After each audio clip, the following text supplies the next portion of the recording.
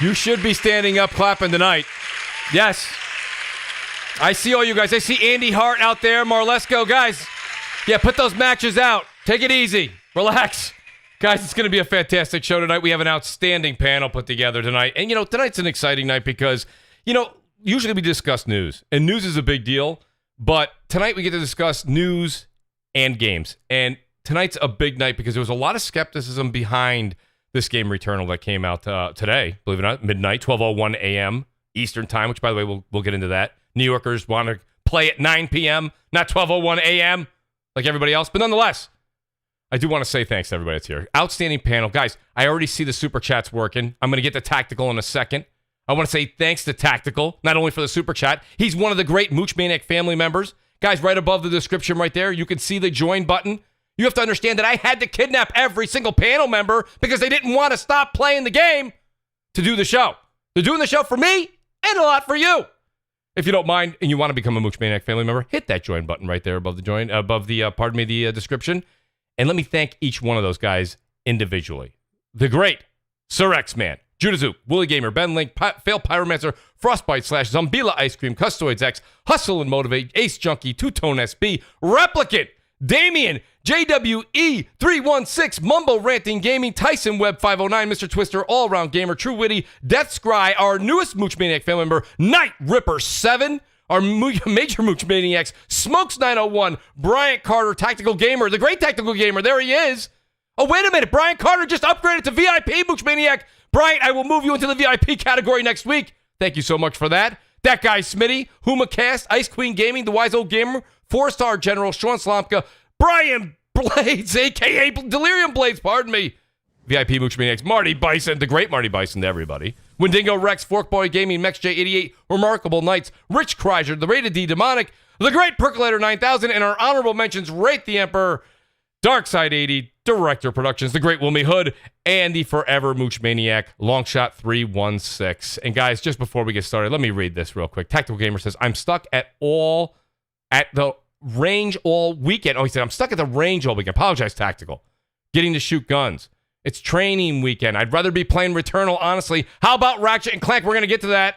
And the great WoolleyGamer, another Mooch Maniac family member, he says, Mooch, crap, let's go. And again, I want to say shout out and thank you so much to Bryant Carter. Outstanding. Let me do this, guys. Before we even get started, let me discuss how great this panel is. And I'm not going to take as much time as I usually do because I only have these guys for so much time tonight, and there's so much to talk about. Let me talk about the one, the only. He's unscripted. He's on fire on Twitter, and I can't wait to hear his opinion about Returnal. The great Crap Gamer. Crap, you return. How are you tonight, buddy? Hey, I'm doing good, man. Appreciate being here. You got a good cast and stuff, so I'll let you get the rest of the introductions in. Good to be back.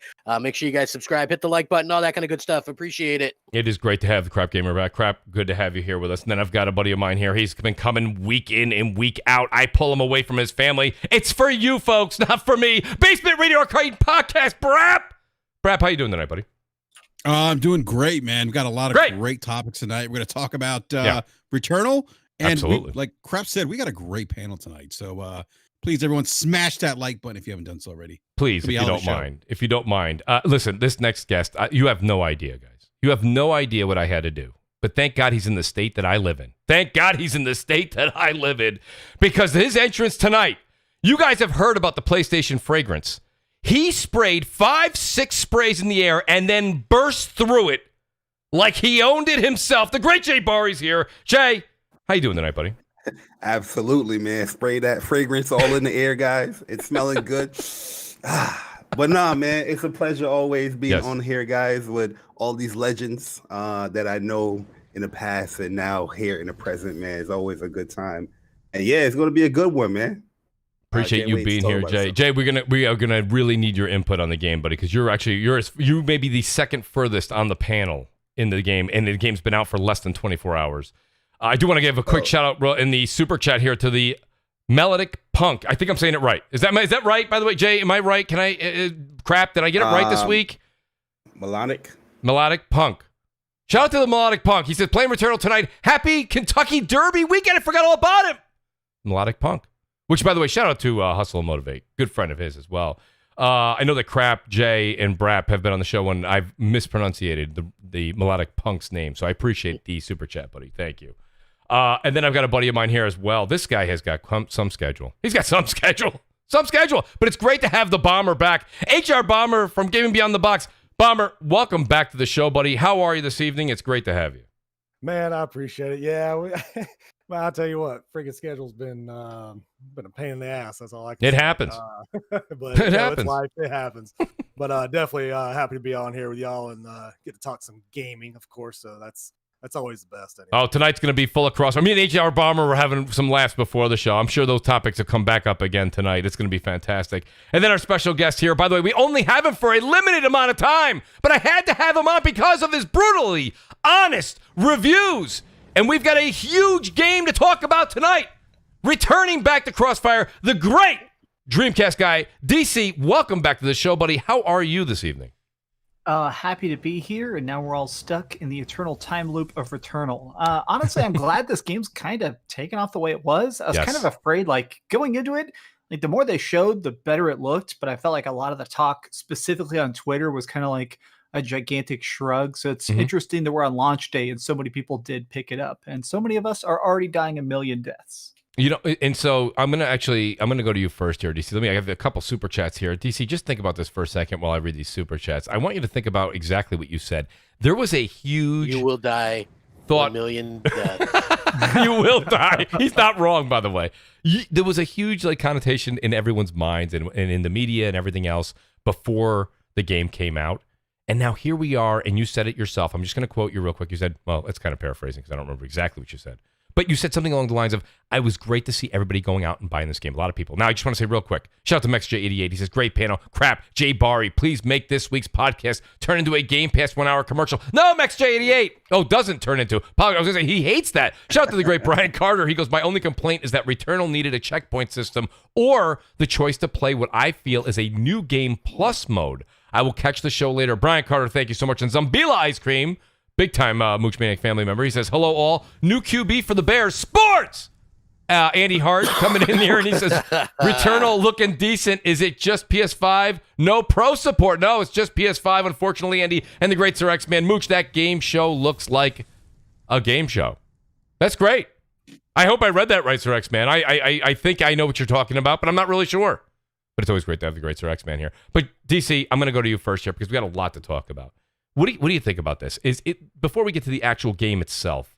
What's your take on what happened with everything before the previews came out, and then once the previews started to come out, and then maybe, if you don't mind, intertwine a little bit of your opinion about the game?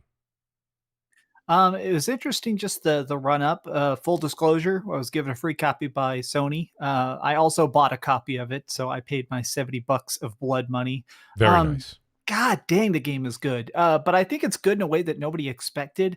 I did not expect this level of difficulty. I've actually played every Housemarque project, Nex Machina, everything. I've actually beaten every single thing they've ever done. And all their games are tough, but this game, this is their first fully 3D project, I think, other than their battle royale thing they did. But God, I love it. It was interesting watching the hype cycle though, because a lot of people, do you ever have that thing where somebody sits down in a subway and they get out a little violin case and then they just starts busting out some deep melodic music and everybody on the platform turns and looks at them?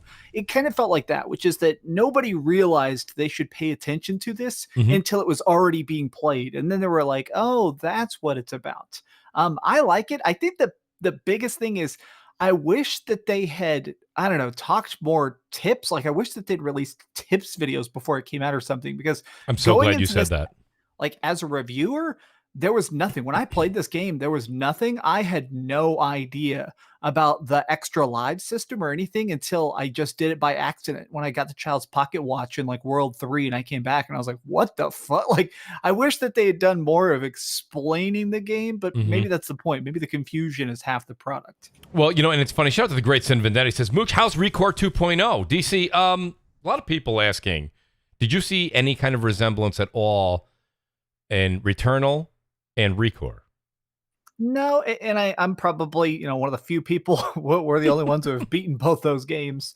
The only thing I definitely say is that they both have that same tone, in my opinion, of AA role playing as AAA. And what I mean is, I don't specifically mean that as an insult, but it's one of those things where you can tell that they're taking a tiny budget and stretching it as much as possible. Like, this game does not have a lot of cutscenes. There's probably 10 minutes of total cutscenes in this like 20-hour game or something. You know, like, you can tell that they cut every single corner they could and just made it all about the action.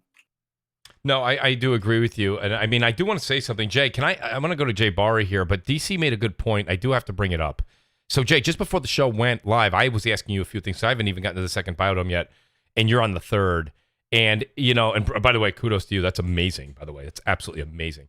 But, Jay, I agree with DC. I went ahead this morning after I was playing for a while, and I went and just checked out just a couple of, like, like you say, tips, just so it says, like, you know, when you want to know what you're picking up and what the usefulness is down the road and how you'll utilize that, and maybe grabbing something that you might have ran by before and you need to have that item, like weapon proficiency. Like, for example, I'm thinking I need to worry about things that make my weapon stronger, but weapon proficiency is also the ability to you better your chances in picking up new guns, better guns, as you run through the different levels. People don't know that necessarily unless they either read deep into the fine print, or you watch something like a tips guide. And someone like DC who got a review copy, there was nothing. I mean, there's very little out there now, but there was nothing when DC got it. What about you, Jay? What did you, like, because, I mean, you've traveled through a good portion of the game already, and the game's not even 24 hours old. Did you need any kind of tips? Or you were like, no, you know what? This is something I like about a game. I want to kind of go in there not knowing anything, get my hands dirty, learn on my own, and I'll help people from there. Yeah, like I'm the type of dude, like, I like to figure things out. Mm-hmm. Like, I don't want a predetermined way how to do something in a game, because that's if I go into something like that, I feel like I'm not accomplishing it. It's somebody else accomplishing it for me, giving me help. But that's part of, like, one of the charms about the game is that it is one of those games where it's going to be a trial and error. Like, a lot of people was messaging me on PSN. It's like, Jay Barry, I'm dying. And I'm like, yo, it's okay. You're going to die. You got to figure it out. You know, what, you know, parasites you want to pick on there. Does this work here? Do you want to pick up this artifact? You know, do you want to pick up this consumable? Do you want to use this gun? There's situations this game puts you in. Like, there's a certain gun I love. It's the Electro Pylon Driver. Mm-hmm. I love that gun to death, right? And it was like, the stat was like a level like 2 or 1. It was a level 1, and I saw a Hollow Seeker that was like level 5, right? Okay. But I'm just like, do I feel comfortable enough to switch over to this gun, the Hollow Seeker, when I'm doing so well with this gun and I'm upping the proficiency with this gun here? You know what I mean? Like, you make those decisions. Sometimes there's one time where I did switch out, and guess what I did? I ended up back in the ship. I should have stayed with my gun that I know. But is that going to be a new slogan we always say? Mooch, you keep this up, you're going to end up back in the ship? That's real good. I like it. You go right back to the ship. You know, get your ass back to the ship. That's the fun to me. And to be honest with you, that's not for everyone. No. And you know, because some people, you know, they don't want to die. They don't want that stuff. But this game, I mean, the title gives it away. Like Returnal, you're going to die. You know, it's a trial and error type thing. There's enemies that you're just going to meet at the first time. You're going to be like, what the hell is going on? You know what I mean? That these things are throwing these projectiles all over the place, and you're just going to figure it out. You're going to probably have to die that time. You're like, you know what? I'm going to come back better and stronger. What surprised you, Jay, about the game as you were playing through it for the first time? Was there anything that kind of popped out that you didn't realize was going to be a part of this game? It could be anything. It could be the mechanics. It could be the DualSense. It could be anything. Oh, one thing that did surprise me is this is a pro and a con, and it's more for pro, but I also got to put my con there because it's my biggest gripe in the game so far. It's the adrenaline, right? The Housemarque is known to have their multipliers, but that's more like a score-based type thing. So when you up your level for your adrenaline, you getting like your weapons are getting more powerful. You might find like, you know, like seeking bullets or like scatter shots and all that stuff. And I'm just like, whoa, I'm kind of like overpowered here at level 5. I'm like, why? What is going on here? So that was really fun because it gave me incentives to like not get hit like that.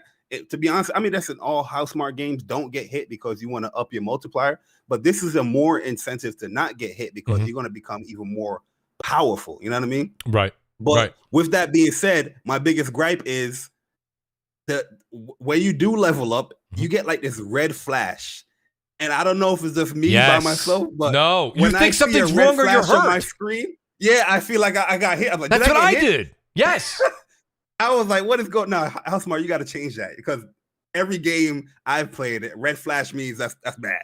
You know, so have you gotten probably my favorite consumable other than the healing items, which obviously are freaking overpowered, but I love the one that instantly makes you level 5 multiplier. Because I go into boss fights, I like grind a whole level, make sure I'm at 5, so I sword level, and then when I'm in a boss fight, I turned it on, like the second I get tapped, turn it on, go right back up to level 5, so I get the bonus damage on my sword.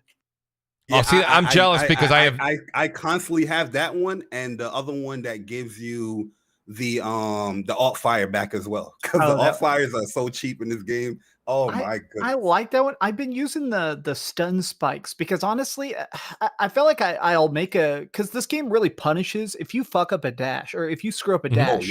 It really punishes you. I mean that I died. I'll confess, I died 5 separate times in the first boss, all of them because of bad dashes. But I found out when I had the one where it hits all around you with the spike would stun people. So I started always carrying that as a defensive thing. So like if I screw up a dash, I'd use that. DC, is there anything? That's another thing too. Like with the dashing, you hold a dash, you get a longer dash. That longer dash, the recovery is much longer. So you might have dodged like one little projectile, but that second one is coming and you're recovering that, you might get hit. So sometimes you might want to use the short dash, like just pressing circle real quick so you recover quickly. But those things, that's the coolness about the game. I like that, you know what I mean? Because it's like, oh, trial and error. Oh, you know what? Next time I'm just gonna up my game. And what happened? You ended up beating the boss, your skills went up, and it felt good. You know what I mean? I was like, yeah, this feels great. I got a question for you, Jay. Does it feel like it feels like the bosses they're all made to be possible like pretty much level 1, or a lot of them are, because it feels like whenever I die, since the boss doors stay unlocked, I felt like a lot of times I could pretty much run straight back to it and almost corpse rush it. Because once you kind of figured out their trick and figured out their pattern of like, oh, okay, when he crouches a little bit, he's going to do the uppercut. So I just need a pre-dash or whatever. It felt like as much as I love the bosses, it feels like they tuned them down or something. They're hard, but once you know them, it feels like Dark Souls a little bit of being like, all right, I could do this blindfolded. You figure out their gimmicks a little There's a few reviewers in the reviews that came out. Again, there's no spoilers here or anything by no means, but that's what they said. They said the beauty of this game is as you approach a new area, or if you're new to the game, just starting it, the game almost seems impossible out the gate, right? And then as you play it and you die, and that's what Jay Barry said, don't play this game thinking you're going to run through it with no deaths. You're going to, but that's the intent of the game. You then become what DC just said. You almost feel like you're a developer at some point. You're like, I know how to do this inside and out. But the first time you got in there, DC, you said this as well. You died 5 times. Then you went and attacked that same enemy and you destroyed him. It was almost not even a challenge. That's learning the game, and that's what's so interesting about this game. That's why it's so what's the word I'm looking for? You saw every reviewer saying, I can't put this down. I can't wait to get back to it. It's very contagious. Go ahead. Yeah, it's got a very addicting gameplay. Thank you. Like, I noticed that. I've only been playing for 2 hours, but that's like one of the things that really stood out to me was like, holy shit, like yeah, I died, but I wanted to get back in there. And then you have the procedural generated maps where it changes, and I'm like, okay, this is cool. But it's got that loop. Like I died, like I had a gun, right? I forget what gun it was. And I died. I'm like, oh shit, I lost this gun. But then I came back and I went to the same room where I got that gun and there was a better gun. And I'm like, oh, okay, well, maybe dying wasn't so bad because I got I got the better gun. And it's the what is it? We talked about it before we went live, Barry. I forgot the name of the gun I'm using. The Hollow Seeker. Yeah, and I haven't put it down since. And I'm like, I love this. And the one thing, we were talking about like this game not really kind of hand holding or giving you any kind of like, tips on, how to play the game. This is what I love about this game. Like, this is how I grew up gaming. Like, I've been gaming a very long time. This reminds me. You were an Xbox Live beta tester? Okay. Yes, I was an Xbox Live beta tester. Just want to make sure. If anyone knows I wasn't sure. Yeah, but Yeah, but I was, but I started gaming on the Atari 2600 Nintendo Entertainment System, and we had games You mean like the era of gaming where it almost crashed? The great gaming addict is here, guys. I The didn't great even. game, yeah. The surprises never end at Yeah. Crossfire. Addict, welcome to the show, buddy. But we had you didn't have like strategy guides. There was no YouTube back then. Right. There wasn't social media. Like you basically sat down with your friends a lot of the times and passed the controller back to see who would be able to complete a level or finish off a boss. And so this reminds me a lot of like those Ghosts and Goblins games, which, getting out of the first graveyard in that game was a pain in the ass. And the one thing that I love about this game so far is that the level design. Like Yes. it's got that Metroid like level design where you have to like power up to open up different doors, and It really does it have also, a Metroid feel to it. Yes, it does. it absolutely does. Yes. It really does. Like especially the Yeah, map. even though and- I'm currently on the third area, I'm still exploring in the first because now I got stuff that I can I can reach this area now. Yeah. And the other thing too is I think for this game to work, you consider the difficulty is that and that it's not like Dreamcast guy said, it's not like it's kind of like a AA game. They're really stretching it to kind of make it look, I guess, AAA. I think that's what he said. But there's something here in terms of story. And immediately I was drawn into this like sci-fi horror aliens type thing where I get a lot of Prometheus vibes in this game, a lot of aliens vibes, and I love it. And I think that this game benefits from having a character that maybe you can identify with, and it just keeps you engaged. It keeps you like wanting to explore the maps and learn about what happened to these aliens. And that to me is outside of the I think the great gameplay that this game has and the amazing particle effects.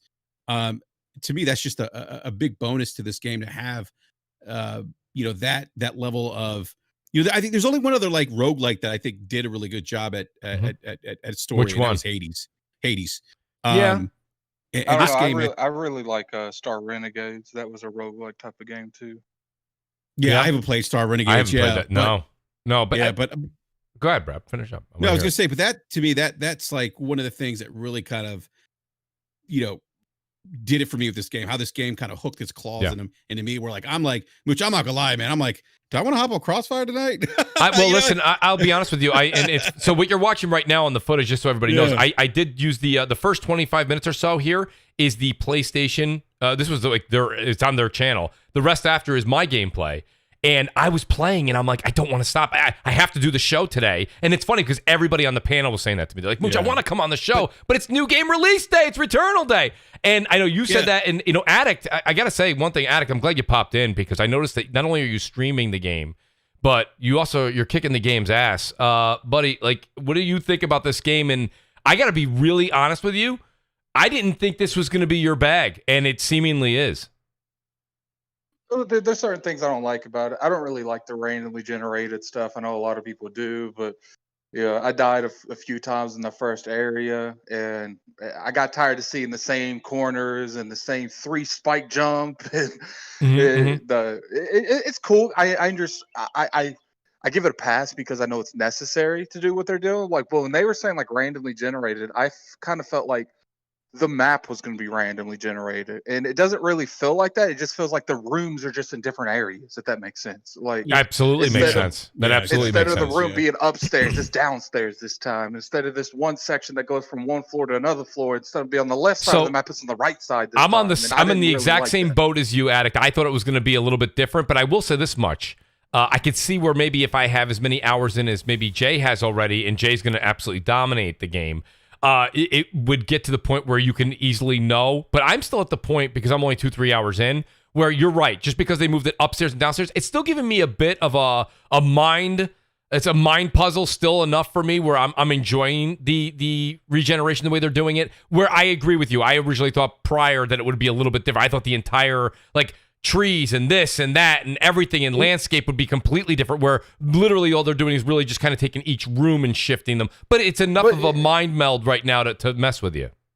It's like I said, I forgive it because it makes sense to what they're doing. Like it feels different once you get to the later biomes, because each of you're practically going to different planets. I almost made it to the third biome this morning. What was that?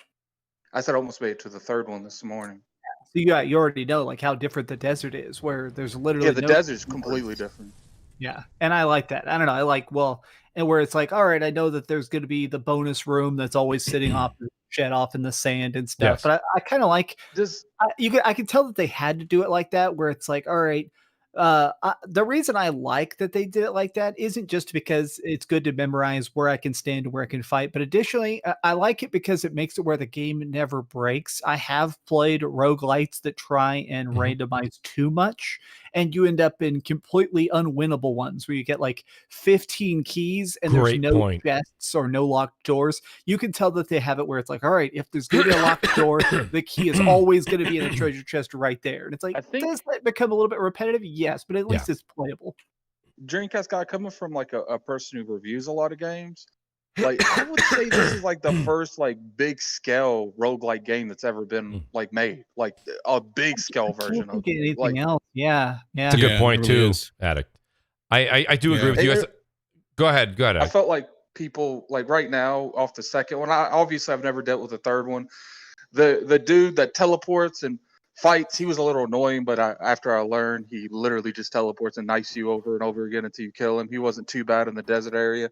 Oh, He's the been, first encounter he gonna body you though. Yeah, he bodied me that first encounter. I was Are like, you oh, talking okay. about where you were the big platform and stuff? I almost killed him the first time. The same dude, the Asian dude that teleports. Like I didn't know his movesets yet, so I was like, "What is he doing? What is he doing?" But I had my health was low.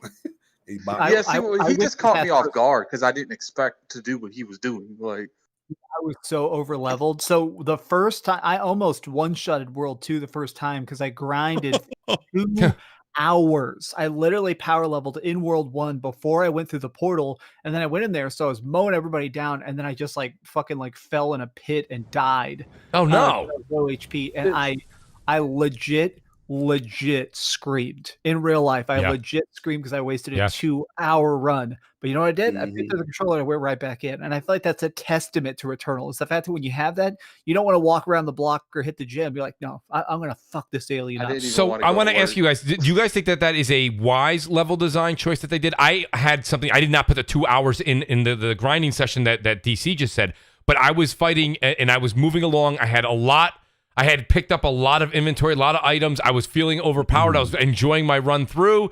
And then I was just fighting a huge creature, and I just kept stepping backwards, and I went right off a cliff and died.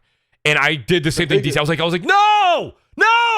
I'm like, oh my God. See, I guess. Does that bother you guys? Do you think that's needed for the game? Is that? I guess love because it. I guess because I've played so much like Dark Souls, Bloodborne, like games where you have to be very aware of your surroundings at all time. I've not fell off intentionally, like on accident, like one time. When I have fallen off, it's dumb shit. Like I think I can make this jump, and I can't. Yeah, I saw something glowing like in water, and I just dove in there and it like died. Oh, I did that too. I died from water, and I in the water. Yeah. I'm like, I died from water, and I saw that glowing after I died from water. I'm like, no, you ain't getting me. I know what's going on here. Yeah, I did that too. I'm that dude. If I see something glowing or something shiny, I'm gonna be like, oh, let me see if I can jump and do it. Shiny toy. Like, to be honest with you guys, like I don't know how many areas is in the game? 4? 6. Like so far, like I'm not getting hit with this difficulty spike like that. Like in the third area, you will. It's more like a pattern memorization. Like literally it's like the boss. Mega Man. Okay, well The boss beat me twice, and I literally perfected him. Have you guys remapped your controller at all for anything? No. Okay, so no, I haven't. The haptic stuff. I know this is probably not a popular opinion, but it was vibrating so much during some of those fights and during like just very suddenly fucking rumbling at all times in my hands when it's raining and stuff. It actually started to make my palms numb. I've never had that before. I shut it all off. Interesting. There's been a couple issues. Dreamcast guy, that could be attributed to old age, by the way. Yeah, true. I am true. There's been a couple issues I've had with the game. One, like, do you guys feel like where you have to use the haptic feedback halfway to like do the aim down? Do you think that was messing up sometimes? Because I felt like when I would do it, it would be like the charge one. I'm like, I'm not trying to do that. Like it happened to me like multiple times. That was my biggest concern going in. Yeah. But I said, you know what? Let me play it how the way the devs have it. And yo, honestly, it has worked perfectly for me. And I'm gonna tell you person, I got a heavy finger too, but I feel it every time. Like, oh no, I don't want to do that yet. And I just tap it. It's definitely made well. It's a muscle memory thing, Addict. I know what you're talking about, and I can't dismiss it. You're not wrong. But I think that, like Bari's saying, eventually I got to a point where I knew where I would have to depress it fully for that. But I know what you mean. I was the good thing about it is you don't have to use that ability too often. You don't. No, you don't.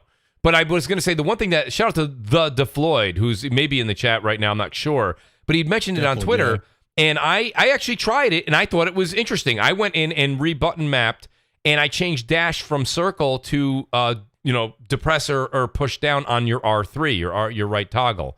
And it really it takes it so it's one less thing you have to take your thumb off of the movement sticks for, and you can dash while you're moving and still fire. Is it perfect? It's not a perfect remedy, but I find it better than circle because if you're using, you got to jump a lot, right? So now you're jumping, you're hitting X, you're hitting circle, you're hitting X circle, and then and then you're moving with. You got to get back to motion on your left and right analog stick. I thought that was a really good tip. At least try it out, guys. If anything, I find it to be quite comfortable. I don't know how useful it is yet because as I started to use it, that's when I had to get off and start to get ready for the show. I am very far behind here on the super chats. Let me just go back here. I just want to say, shout out to the great Sir X-Man. He goes, Crossfire screen looks like a game show presentation is what he was trying to say earlier. Shout out to the great Sir X-Man. Shout out to Royal Boyle 78. He says, what's good, Crossfire? What's up, chat, panel? And the one and only Mooch, always here to support the good ones. Royal Boyle, thank you so much. And I appreciate all those positive. One of the most positive people on Twitter I know. The great Sir X-Man is back. He says, Mooch, I figured out how to play online for the MLB, the show. Sir X-Man, we will talk about that offline. I need to know how to do that because I'm still having a difficult time. Shout out to Delirium Blades, who's also been setting up a great league for us all to get into. Andy Hart says, game is old school, no help, no saves. That's the one thing I think you're hearing Jay Bari see. You heard DC talk about it. You're hearing Addict and Brap. Shout out to Sir X-Man. He says, this game sounds like the original Contra. It's like that in the sense of, you got 3 lives and you constantly have to go back to the beginning. I wouldn't say that. I guess the spray effect, you guys could maybe hone in on that thought process as well, too. There's a couple of similarities there, but probably the biggest issue I've had, I don't know if any of you have had this issue. Do you have like weird fall damage sometimes for like no fucking reason, like at all? Like, like this. Look at your parasite, what you have for the quick parasites. Because sometimes, like, I feel like when you do those the little trap things where it looks like it's gold, but it's actually a secret area. Sometimes I'll be getting hit, like I'll fall down and I'll be fine. And then sometimes I'll fall down and I'll get hit. And I don't think some of those times I'd had no parasites. Like it just be random. But wait a minute, the parasite. If you don't have no parasite, I jumped all the way down from like this top ledge and I fell on the floor and no damage. That's what I mean. Like it's weird. Like, and it wouldn't be an issue. But there's tiny little glitches. Like the one I had is when using the fabricators. But I haven't played this since the day one patch. I played it before launch. But if you skipped the fabricator cutscene, you'd fall through the world. That's okay. Damn. So wait, can you pick the different parasites that you want to have on? You can only have one on at a time, right? Yes. No, you can have 5. You can have up to 5. Yeah. Well, the thing is there are rooms that are like in Alien when you like walk in and there's like the hatchery of like 50 face huggers. There's these rooms you'll find occasionally that have like literally parasites, and you get to go shopping. Yep. Shout out to it's good. Like what I could say about this is, like, it's sad. I know people are not going to like this. Okay, like this next statement. But I play this kind of game, and I'm like, damn, man. I wish Microsoft would be more open to actually giving IPs a second chance. Because I feel like a good paint coat would make ReCore so much better after playing like a fluid game like this that actually does what ReCore wanted to do 8 years ago, but does it better. Yeah, I know what you're saying, and if you go back and listen to the Crossfires from years ago, Addict, I said I think that ReCore had tremendous potential. I just think that they didn't put anywhere near the amount of money that had to go into it. It felt like the combat needed to get better with ReCore, like the dashing. That's what it was. Right. It was too much color coordination. Okay, you red. Let me switch to red. Like it was too much of that. Right. It felt like all filler. That was my big problem with ReCore, is that it felt like I just spent so much time doing like side quests in the middle of nowhere. Of you need another for this. It's like I don't care. I was so disappointed when like, you know, it doesn't look like they're doing one, because like the platforming in that game is really, really good. It's just like everything else sucks. Like, yeah. No, yo, you want to hear a little tip with Returnal? And yo, trust me, yo, if you guys are struggling to beat the first boss, Jay Barry have you covered. I got the best list on YouTube. Listen carefully, okay? You're gonna scavenge around the world, and you're gonna find a gun called Electro Pylon Driver. Stick with that gun. Is that the one that does the electricity from the sky, whatever?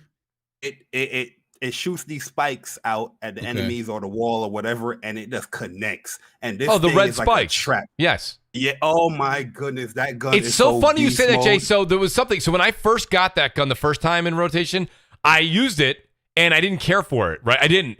Then I got it again. I didn't. But then I used it again, and I was like, because the gun I had was, I think I went from the pistol to that, and I started using it, and I used it for a while.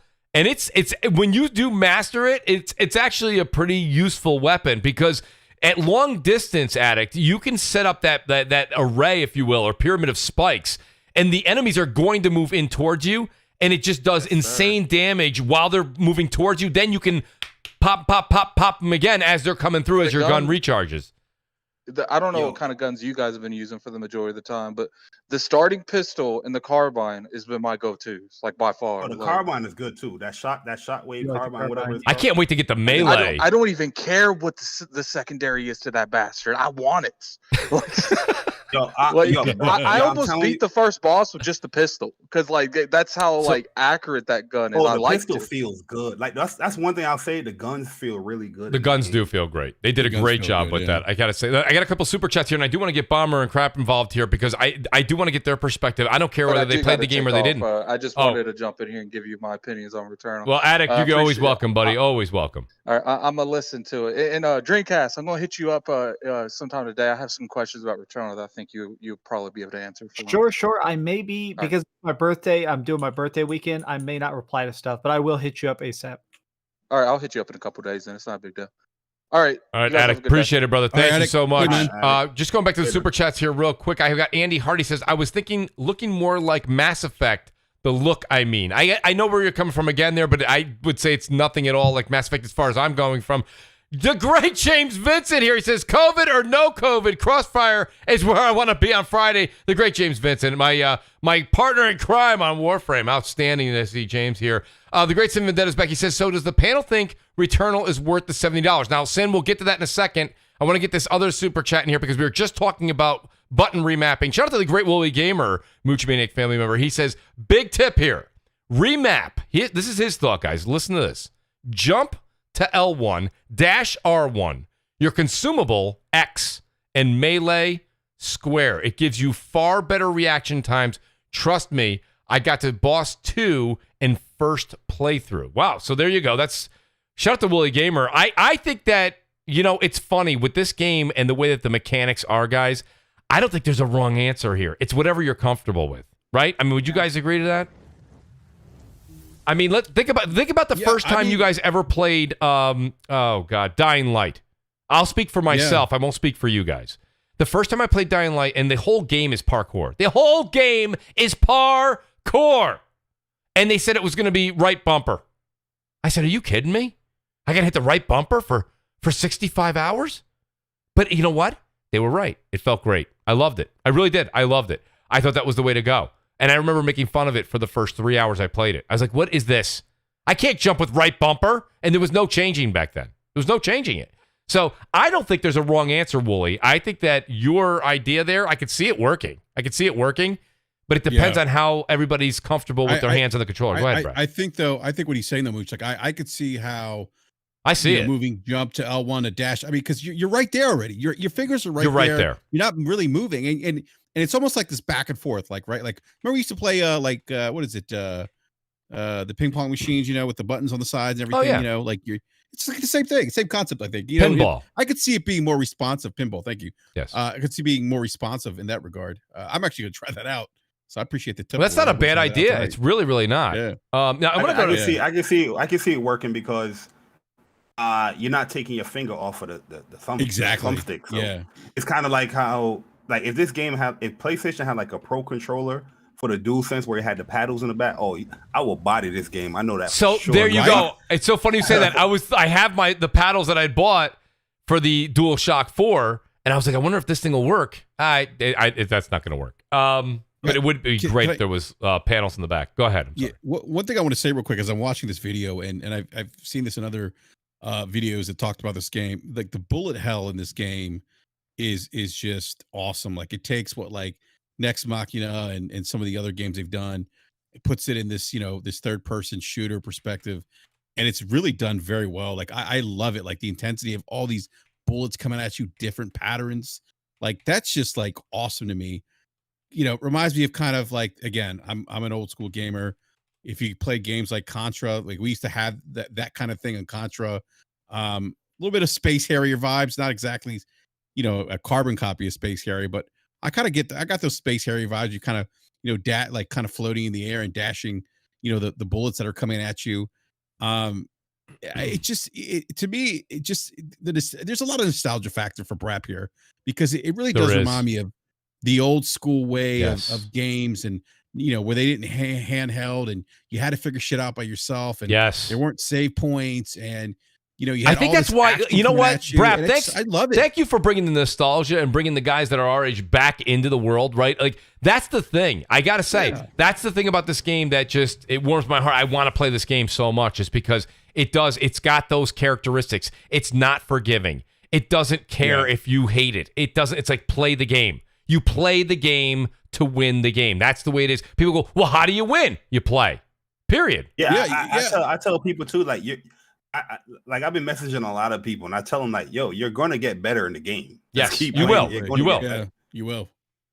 Don't get discouraged. You're going to die. The only thing, and I didn't put this in my video, but the only thing I wish that they would flat out explain is the house. And I don't even mean story-wise, but I wish that they told you that like getting the house key starts to unlock the extra lives and stuff. Because once I figured it out, the game to me became much more about patience as a weapon. Before that, I definitely felt like I was fumbling around in the dark a lot of like, oh, this gun's good. What does it do? Like that was kind of the key to being that step forward. I kind of wish the game did direct you there a bit more and showed you like, hey, this house isn't just for story. It will freaking help you out. Right. But it doesn't. It you talking about the items that you get the after astronaut. Yeah, the astronaut. Oh, word. You didn't get the astronaut, Bari? No, I got the astronaut because that's what revives you. What brings you back? I don't know if I want to talk about it. Is that spoiling? I didn't get that till World 3. I made it through. Wow. I don't think it's necessarily. I didn't know. I don't think that's necessarily a spoiler. I do want to do this though. I do want to ask Bomber and Crap here. Now, Bomber, I'm just and please, I'm completely shooting in the dark here. I'm assuming Bomber, you are not playing Returnal, and you know what? I don't have a play S5, so I live vicariously through y'all. That's why I was listening. No, Bomber, because I've listened to all my buddies that also are playing currently and are. But I'm more interested. I kind of want to hear what you got to say from the outside looking in, as far as the game itself. What do you think of the game personally, as far as what you're seeing? Maybe also what you're hearing us talk about, but also, is this a game that really would be something if you had a PS5 right now? Would this be something that you would go and pick up, or this is completely not of interest to you? I kind of asked you about 15 questions there. No, I can go through all of it. Honestly, it looked great to me ever since they really showed it off. And that was just for me personally. I liked the way it looked. I liked the kind of like the horror kind of similarities they have, but it also had, I'm not huge on the big roguelike games, even though I have played Dead Cells before and I kind of liked it, but of course, it's a different style completely. I know on this. Absolutely. But I will say I like the way it looks, the way it plays out from all the gameplay I've watched. It looks great. So it literally is kind of up my alley that way. Mm-hmm. The only thing that's not up my alley, and again, and this is just, hey, I'm okay to say it. I'm fine with it. When it comes to really, really difficult games, I don't have the patience like I used to. That's fair. I get a little angry, I would say.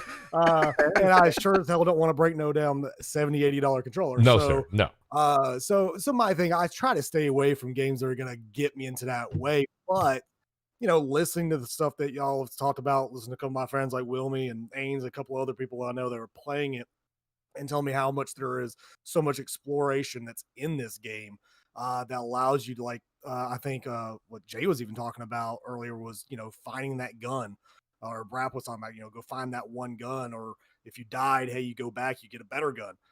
So it's kind of cool that they have those drops that are in there that kind of give you that edge in certain fights, and it may not in certain others. So it looks cool. I'll go ahead and say that absolutely. If I had a PS5, I said it before, yeah, I kind of did want it. Yeah, I know we'll get into that whole $70 thing, but right now, from everything I've seen, I don't see why it doesn't warrant that. But it is something that I would try. Absolutely, I would absolutely try this game because it looks fun. It looks like it'll definitely be brutal, especially from what y'all have said. And I understand you're going to die a lot, and I'm okay with that. I mean, I knew I was going to die a lot in Dead Cells, and I still play that shit too. So, but yeah, I mean, absolutely. I've never said this was a terrible game or like a version 2.0 of some other game. I think this is their own little thing, and I love it. I think it's different. I think it's something the gaming community needed, whether that's, I don't care if it's exclusive or not.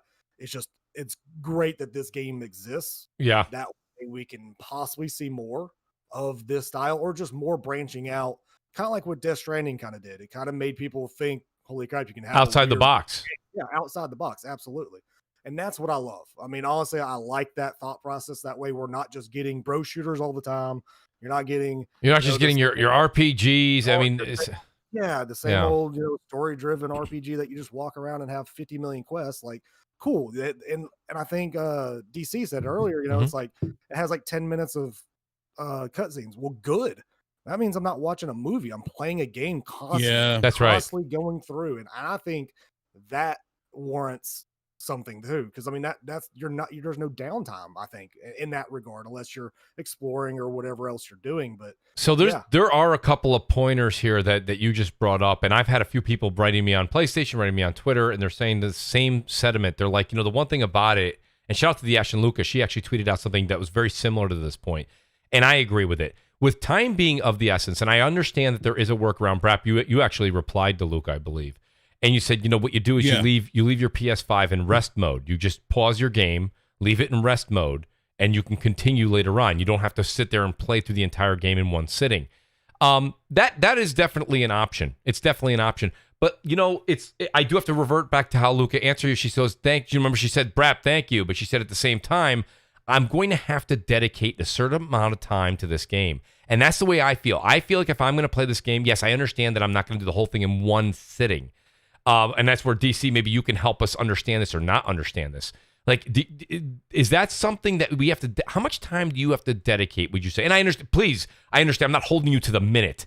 But I mean, if I said, okay, I'm going to make a substantial jump in Returnal, how much time do I have to put aside when I sit down to play?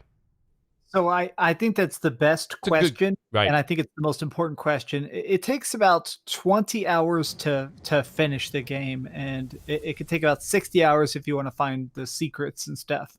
But the biggest problem I think this game's going to run into is I feel like you can't take breaks. I beat this in pretty much just one giant sitting. Not really. It was a little sitting. It was a couple sittings, but my thought is that there are people that are going to take a break and they're never going to want to come back. And it's not even going to be because of the difficulty. It's the seriousness. I mean, just seriously, look at the amount of people on Twitter saying that this is the most their hands have ever sweat in a video game, because it is just so intensive and the cost of dying is so high, and you can't just save it. You can't just log out, So I do think that the biggest thing is, because of that intensity that makes the game so fun, I do think that there's going to be like burnout, incredibly high rates of burnout.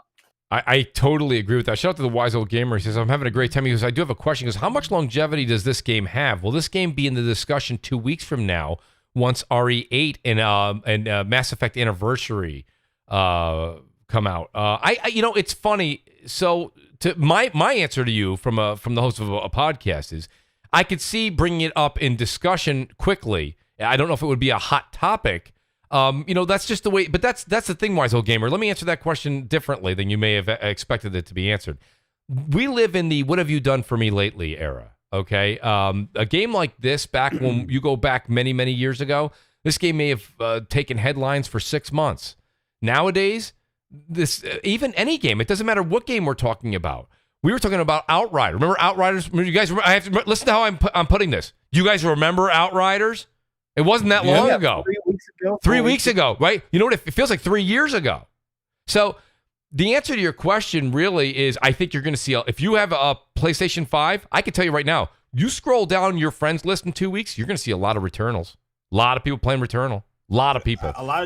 This game does have like, and you don't have to have like end game stuff, but you can do this stuff whenever. But it has daily like challenges that you can do for the game. Like when you get past a biome or beat a boss or do something like a milestone, you get they have like daily stuff that you can do.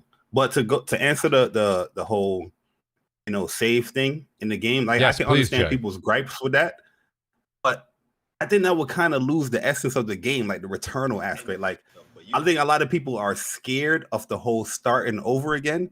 And it's completely fine. I'm telling you guys, when you get to the second level, when you get to the third level, it's gonna be a lot easier to get back to if you die.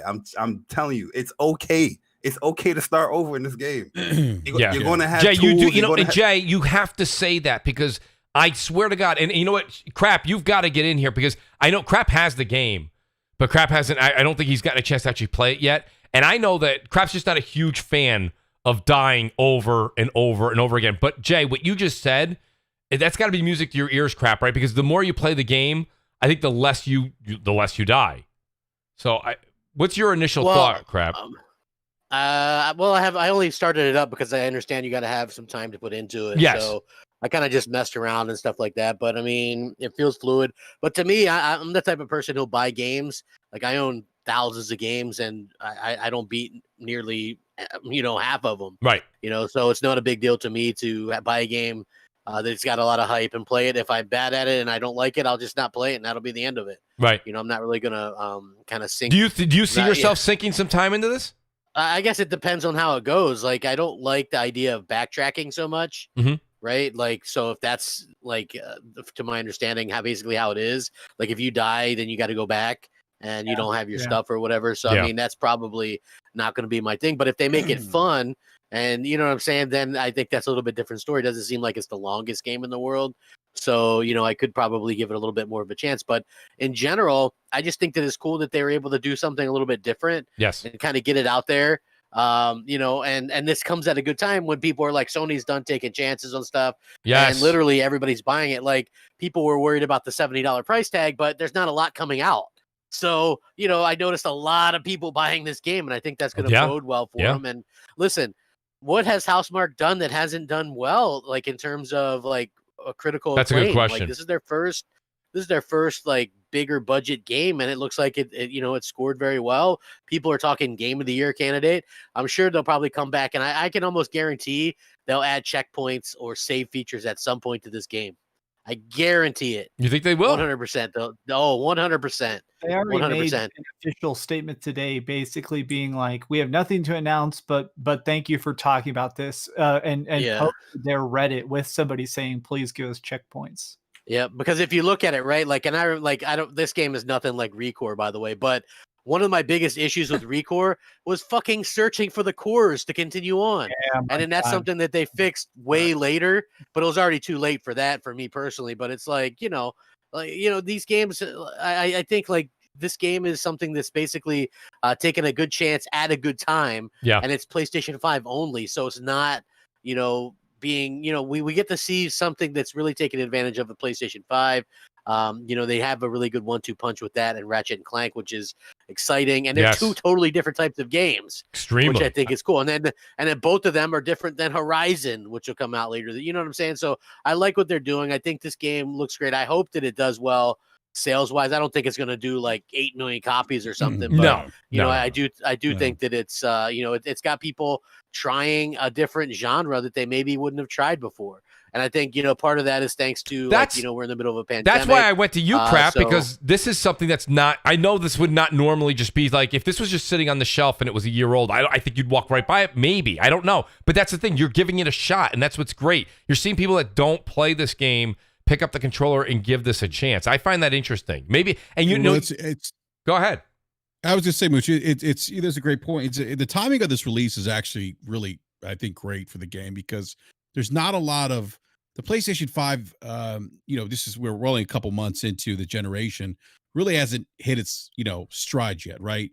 This game being released, let's say 2 or 3 years down the road from now, would probably get lost in the shuffle, right, of other big game releases. So this is like the perfect opportunity, I think, for this game to get some limelight, if you will, to get some eyes on it because. There's just not a lot out there right now. Like we are kind of a little bit of a drought, obviously, God, I forgot the name of the other game we just mentioned. God, what's the game now from Outriders? Hades? Yes, thank you. Outriders. Oh, sorry. I'm clearly Brap's getting old, but Outriders, and I make jokes about Optimus Code being old. Shout out to the great, by the way, Optimus Code has joined us, by the way. Yes. So sorry, I got the time zones mixed up. I was looking at my time zone. Old age. Code, it's Code. Honestly, you came in at the exact right time. You know everything you do is deliberate, Code. This is the right time for you to enter. So this is fine. Code shows up when he wants to show up. That's right. He was in the green room. Credit, and I'm sorry. It literally, I looked at my time zone. It's 7:00 in my time. Well, I was only going to get Code for an hour, so now I got him for the last hour, which is fantastic. I don't care. I got Code. I'll take Code. Code, I mean, you hear. Oh, go ahead, Brad. I apologize. I thought you were finished. No, I was going to say, I just think, I think the timing of the release is perfect is what I was going to say for this game. It is. I mean, but Code, Code, you were putting out question after question and thought after thought today on your opinions, and you wanted to get everybody else in the community's opinion on this game. Did you get any good feedback? And what's your initial thought after your first, I don't know how many hours into Returnal? Man, that's a good question. I got to see how many hours I done put into it. So first, hey, everybody, how y'all doing? Everybody on the panel, everybody in the chat. Great to have you. I'm in love with Returnal. I was listening to Crap. So there's one solution to everything you said, which is don't die. And it's not impossible to not die. Like they give you a lot of stuff at your disposal. And like Jay Barry said, like it's don't put it in your mind that you just gonna have to keep starting over and over.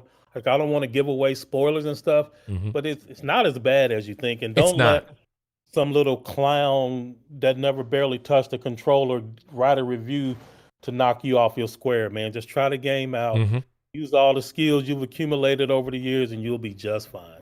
No, I completely agree with that. And I do have a couple of super chats here. This is interesting. Andy Hardy comes in. He says, Returnal would have been a perfect fit for Xbox, says Andy. I know where you're coming from with that. The Welsh Gamer. Shout out to the great old Welsh Gamer. Now, Welsh, I hope I'm saying this right. Not a 68 rated game. I don't see how that would be perfect. Well, see, now I knew something was going to happen with Crap there. There we go. Welsh says, oi, Mooch boy. He goes, how are you, lad? Great to have you here in the chat here, Welsh. We've got to get you on the show. The Great Sir X-Man says, can't wait to go home and play R-Type Final. Is anyone else interested in this game? I am. I know that's for sure. Oh, yeah. Let me know, please. It's been a long time since we had a shooter. I am very excited for that. I played R-Type to death when it was I'm going way back. I'm not going to say, before even Brap was an Xbox Live beta tester. That's how long I would go back. Well, I played R-Type back in the days, too. So. You remember that? I mean, we are talking about the same. It is the same essence that game. we're talking about, right? With Super R-Type. It's the same. Right, that's the lineage, correct? Yes, that is the lineage. Yes. Yes, I want to make sure. And R-Type at the time was just a fantastic game, in my opinion. Outstanding game. Jimmy Harrison, he says, "Damn, love you, brother, but I gotta jump back into Returnal so bad." He goes, "Great show, my friends." Jimmy, thanks for being here and thanks for the super chat. Andy Hart says, "Does Brap remember Speedball, Commodore 64, Amiga days? Absolutely loved it." Andy Hart with a impromptu question for Brap. Yes, I do remember that. Yeah, that's how old I am. Andy, what you may not know is Brap is literally the Trivia Pursuit master of useless information. The Commodore and Amiga were the go-to back in the days. Code, it's a good one, isn't it? It's very true. Code's laughing. I do. Code. He's not. The thing is, Code. He's not even like making this up. Like it's so true. have like random knowledge. It just comes out. Like I just blurt it out. I have no idea how he knows what he knows, but if there's ever a $25,000 like Trivial Pursuit contest, Brap is already my teammate. All right. Bomber, keep that in mind, dude, because usually it's a team of 4. You can make an easy, Bomber, what's right? up, man? I'll just be there, just be like, yeah, hype man, baby, hype man. I'll just be drinking at the table while he answers everything. Shout out to DatGuySmitty. He's here. He says, finally beat the first boss. Now I can dry off my hands. That's exactly what DC was saying. Senyu.com. He says, Returnal and Bloodborne 2, weird to live, too rare to die. That must be a slogan that I missed, but I like it. I could see that on a shirt. I appreciate that. Andy Hart comes back. He says, checkpoint and saves would ruin Eternal. Sorry, crap, but the game is old school. He put Eternal. I think he meant Returnal. Nonetheless. Boomers in chat tonight. All these typos and super chat. Did you say boomer? Like your heart bill. It's great to have DC here. It's awesome. Magnum Visuals, he says, just make sure you are all cleared of phone calls and distractions before playing and just focus with Returnal. Okay, so let me say that. So, Code, let me ask you, it's a very trivial question, but we were just talking about it before you jumped into the panel slot. What kind of time do you put aside for a game like this? Oh, man, that's a good question. So, for me personally, when it's a new game, I always try to block off a couple of hours, for the first few hours with the game. Get acclimated, yeah. Immerse myself in it. But with this one, I put aside more because, listening to all the stuff, like I just was talking to Crab, I'd heard all the stuff. So I'd put a little extra time aside, and it wasn't necessary. That being said, I'm glad I made that time because I'm having a blast with the game. So, I mean, if you ever played Metroid or anything like that, you'll be right at home, and it's just, just jump in and start playing. Like, that's it. That's all there is to it. Yeah, Optimus, the Metroid comparison is so great, man. Like, and it goes back again for me, like that nostalgia of playing those Metroid games, that level design, the exploration, the backtracking, opening new doors. I love that. I absolutely love that. Yeah. And those games, look, they weren't easy back in the days either. No, they weren't. But a lot of people won't relate to the Metroid comparison. For the newer guys out there, the younger folks, just think about it like a 3D Ori and the Blind Forest with more realistic graphics and stuff like that. Because you're kind of doing the same thing because there's times you got to go back. Yep, Metroidvania. So wait, So let me ask you guys a question, because Jay, you were giving us all a bit of a lesson before the show on the whole roguelite. And what I'm going to exit real quick. Yeah, DC, I wanted, and listen, it's an absolute honor to have you here. I wanted to ask you so much about your thoughts on the state of play and Rift Apart, but I guess we'll get to that on another show at another time. There's a lot more to talk about there. DC, the great Dreamcast guy, everybody, please do check him out. DC, great. Let everybody know where they can find you, please. Enjoy your birthday, man. Yeah, and happy birthday. Dreamcast guy. Yeah, I appreciate it all, man. Yeah, my birthday is going to be next week, but I'm kind of just Kraken this weekend. That way I can get lost with the Kraken for sure. But tonight I got to hit the gym. That way I can feel not bad about being lazy all weekend. But much love to y'all. Have a good one. And I want to say that anybody who's ever loved Metroid, I think you'd probably get a kick out of this game, even though it's hard, or Risk of Rain. I'm a huge Risk of Rain lover. This feels like that. We're constantly getting stronger bit by bit, and the enemies get stronger bit by bit. It's very rewarding. Enjoy the death loops. You guys are going. DC, thanks for being here, buddy. Right. I truly appreciate it. My question, I guess, Jay Barry, I'll go to you, Jay, first, because I have to ask you the question. How do they classify a game like, you guys remember Trials, right? That's the dirt bike racing game where you do it and you die. You do it and you die. You do it and you die. You do it and you die. Usually you get to the finish line quite easy, but it's a time thing. How do they categorize the difference between a roguelite and something like a Trials? Someone had asked me this, and I said, that's a great question, because no matter how you look at it, the games are very different. I understand that.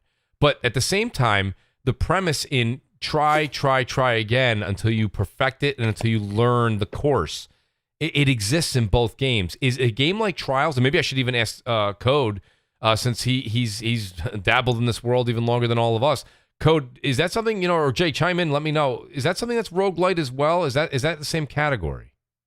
Roguelite I always equated to like a game that is procedural generated, like when you die. So you're never going to get the same experience, quote unquote, the same experience when you like mess up or if you die. Mhm. Like the roguelike games, I played them few. Like I remember Rogue Legacy, games like Spelunky. Yes. Every time like you would mess up or yeah, you would die, you get like a new thing going into the world again. With a trial game, it's just keep getting good until you beat it. You know what I mean? Like it's a different kind of. You're still getting the same type of experience every time you die. Just like now you got to get that muscle memory.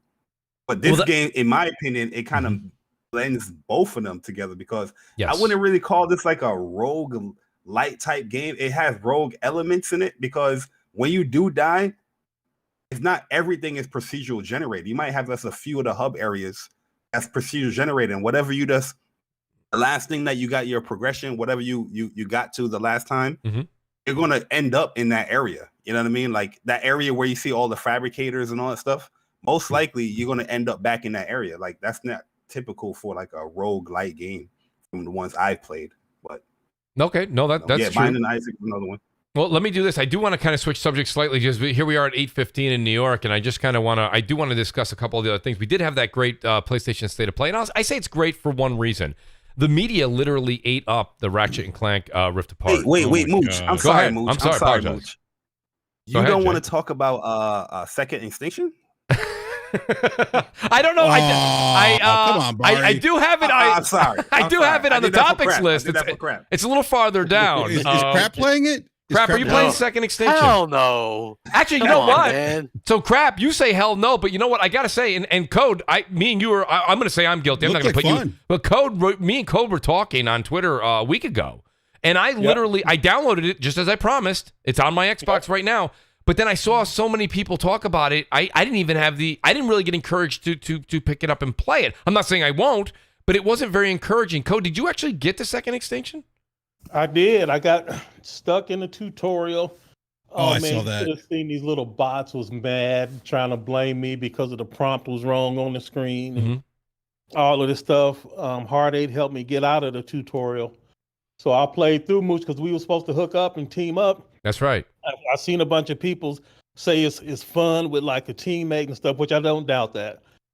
Because like any game that you play with your friends, you can have fun, right? Like I agree with that. That's not surprising. Playing sticks is fun with friends. Yeah, like if you're getting together with your friends online, you're gonna have a good time.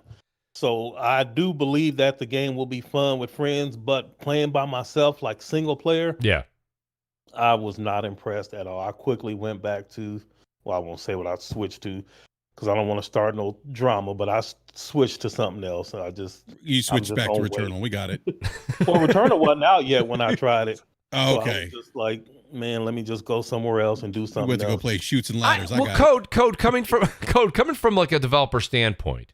Like I personally never really understood the whole game preview thing. Like if a game's not done, you know what I mean? Like, so Code, you and your better half, we all go out to dinner and you order yourself an outstanding veal parmesan, right? Right? He just put the order in. The waiter comes back, he says, Mr. Code, could you please come with me? And he gets up, he goes out to the kitchen. Code, go ahead and taste the sauce. And he's like, is it done? Not yet. What do you want? Yeah. I'm paying you the money, but I'm not getting the completed product. I don't want to taste the sauce till it's done. I don't understand this. I guess free, Mooch. But maybe it's a me problem. Well, some of them are free. Not all game previews are free. No, but it is kind of. I get what you're saying. Not all of them. It's not totally free. What does that mean? Kind of free. Yeah, what does kind of free mean? You're not like, well, okay, it's part of the service. I get it. You're not exactly paying. Well, no, there were other game previews where you had to pay. Not talking about most of the game previews that are out there, you have to pay. Yeah, exactly, Bomber. Currently, you can technically pay for it now if you don't have Game Pass. Yes, you can. So yes, you can true. pay Yeah. for $29.99, I think. Yeah, it's a. Hold on a second, y'all. Hold on one quick second. Yes, Bomber. Did you make it back safely from riding the Capitol, man? Did you make it back? Oh, Code. Damn, you gonna go there? Shit. Damn. Apparently, everybody thinks I ride with a certain group. I guess. Well, you told me you was from Alabama, and I know y'all. I mean, I am from Alabama, but I was born in California. I was born in California. He's so born. Look, I'm we just started kidding. bringing up Sorry. this Alabama shit now. Oh, All right. I'm Good sorry, stuff. Mooch. I took us off No, track. I was wondering. I thought you were going to say you knew Bomber bought like 4 or 5 game preview games. I was like, Bomber, what's going on? That's what I thought too. Yeah. No, I've never paid for a game preview. Well, no, I take that back because I was an idiot and paid for PUBG when I'd even won. Bomber, I did too. I Man. think I- paid for PUBG I think I 'cause did. All my friends were Yeah, I think playing I on did it, too. Yeah, that's exactly it. Just because friends were playing it, I was like, well, fine. Well, I that guess I goes back to will, what but I played Code it was for like saying, right? Friends are playing it. That's why when people are like, "Oh, this game's really fun," and I played with my friends. Like you said, you could play you could play chess with a friend and be like, "This was great." You're like, "All right, I get it." No, But no, chess. Yeah. I hate chess. Nobody's gonna make that fun for me. So, Mooch, I would like to answer that question Please. seriously, though I took us off track. No, please. Sorry, Bomber. Damn. So I think it's all around the messaging, right? Because there was a pretty deep conversation about this on Twitter, actually.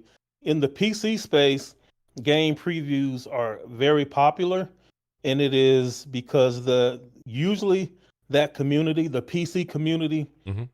they want to influence the outcome of a game, right?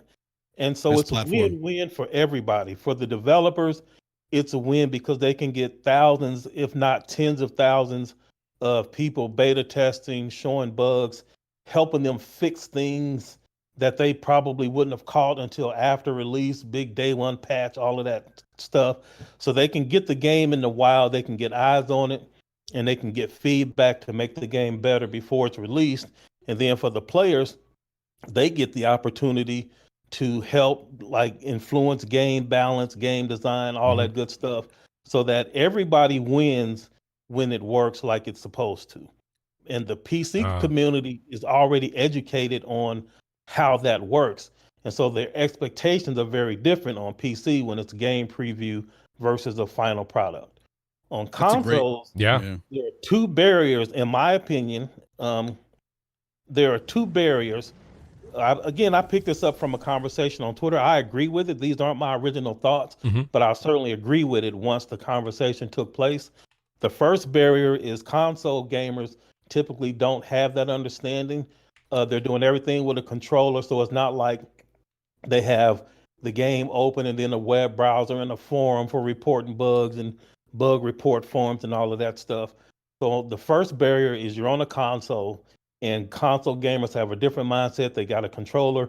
It needs to be real easy. Click a button, record a message, do something, but you have to make it way more streamlined for console players to give feedback because they just gonna play the game. That's so true. Then the second barrier is when you put it in Game Pass. Now people are like, okay, this is a new game on Game Pass, preview or not. The expectation is it is good enough to be on Game Pass, ready for me to play it, not that I'm helping fix it. So the reason why they do it, Mooch, is because it works well when it works. I'm just not sure it's ready for console, and especially not Game Pass on console. That's a very good point. That's a great point about the PC community code, because you're right. Like they're a little more, I guess, knowledgeable because they tinker a little bit more. Yeah. And the mod community is really big in PC too. The running joke is, with it relates to Bethesda games, if you want to play the proper version of Fallout, wait till the mod community fixes the game for Bethesda. It's seriously, it's kind of like a running joke. And they've actually fixed a lot of the bugs and issues in some of those games, believe it or not. So that's a great point, Code. What's that, Bummer? I said Cyberpunk as well. Apparently, they did a lot to that thing too to make it run better on PC. Yeah, exactly. Yeah, you're right, man. Exactly. It's funny though. I have to bring this up, and I don't know if Persona's listening to the show, but do you realize this entire segment of Second Extinction is brought up by the one and only Jay Bari? Jay Bari brought this up. Shout out to Jay. There you go. Jay, thank you. Hey, Bari, that fragrance, man. You're in that fragrance right now. It's smelling good. Hey, man, listen. I got to take care of the Xbox gamers out there. We just talked about Returnal for an hour and change. I think it's unfair. You know what I mean? That was very. I think that's very kind of Jay Bari. You want equal coverage, is what you're saying. That's very kind. Right, Absolutely. Green We got lives to be fair. Exactly, Optimus. Optimus know the vibes. They're not even Cold fair though. though. I haven't seen any screenshots or videos or anything of that game. No. People. Shit, crap. You going too far. Yeah, exactly. Well, I mean, listen. We see these hobo lists, right? They're hobo lists, is what I call them. PlayStation gamers used to do that at the beginning of last generation. They'd be like, we got Tropico 5, and Godzilla, right? And now Xbox dudes do the same shit this generation, right? We got Scorn. Ooh, and we got... Remember when Godzilla was a AAA game? Oh, yeah. I remember that. Yeah. Listen... And they do the same thing now. We got Scorn, and then we got the Medium, and we got Extinction. You know, it's like nobody gives a shit about these games. You know, it's like, honestly, like Microsoft has to put those in there, just like Sony did with, you know, the stuff that they did, the indies and AA, because they ain't got fuck all else. Okay. Like, I mean, how much did they hype that damn? And it's a good game now, No Man's Sky. But we've all seen the meme where it's like they show us it and then it's the fucking harmonica version when you Park actually music. play it. Yeah, it was so shitty when it released. I mean, it's made a hell of a rebound for sure. Absolutely. But it's like we get like a lot of the stuff that Microsoft is introducing now is that level of stuff. It's like I saw it all over Twitter. Second Extinction is definitely an Xbox game, quote unquote. Okay, and I think that's the perception problem. Like Microsoft, I get it; they want to put as much shit in there as they can, but you want it to be good shit. Right. Like you can't have that perception of, oh, well, we're just putting mid-level stuff in there or whatever garbage, garbage in, garbage out. I said this a while ago, and I promised the guys we will not make this an hour segment of Game Pass by no means, but Game Pass is, even when the Xbox first-party studios are firing on all cylinders, I still think you could get around my concept here. Crap, we said this on MNC a bunch of times as well. I think of Game Pass as an arcade. And I know a lot of you guys are like, a lot of you guys that are listening now that didn't go to arcades back in the day, but Brap and Code and Crap, I know Bomber. I know everybody here. You guys know what I'm talking about. When you went into an arcade, there was like 3 or 4 games that you would say, "Oh, I got my quarters ready. I can't wait to play this game." Right? This game is the hotness, right? But then you walk by the others. But you walk by the 7 others that you would never play unless the game you wanted to play was occupied. Right? Simpsons, baby. Yeah. Exactly. So X-Men the arcade with the double screens. Yeah. That was always a good. Or the Turtles. By the way, the Simpsons was hella good, by the way. Yeah, it was. I have that on Xbox 360 still. What's that? What do you have? That Simpsons arcade game, man. Yeah, it was great. Yeah. That was good. Great. Yes. So good. Yeah, they released it on Xbox 360 100 years ago. I still have my copy. They certainly did. Well, let me do this. I do want to get into the PlayStation State of Play, though. I want to talk about it because the media was just in a frenzy, it's funny. I watched the State of Play. It wasn't very long.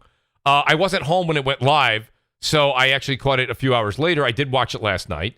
I thought Ratchet and Clank, I got to be honest with you. So I always think that Ratchet and Clank is a great game.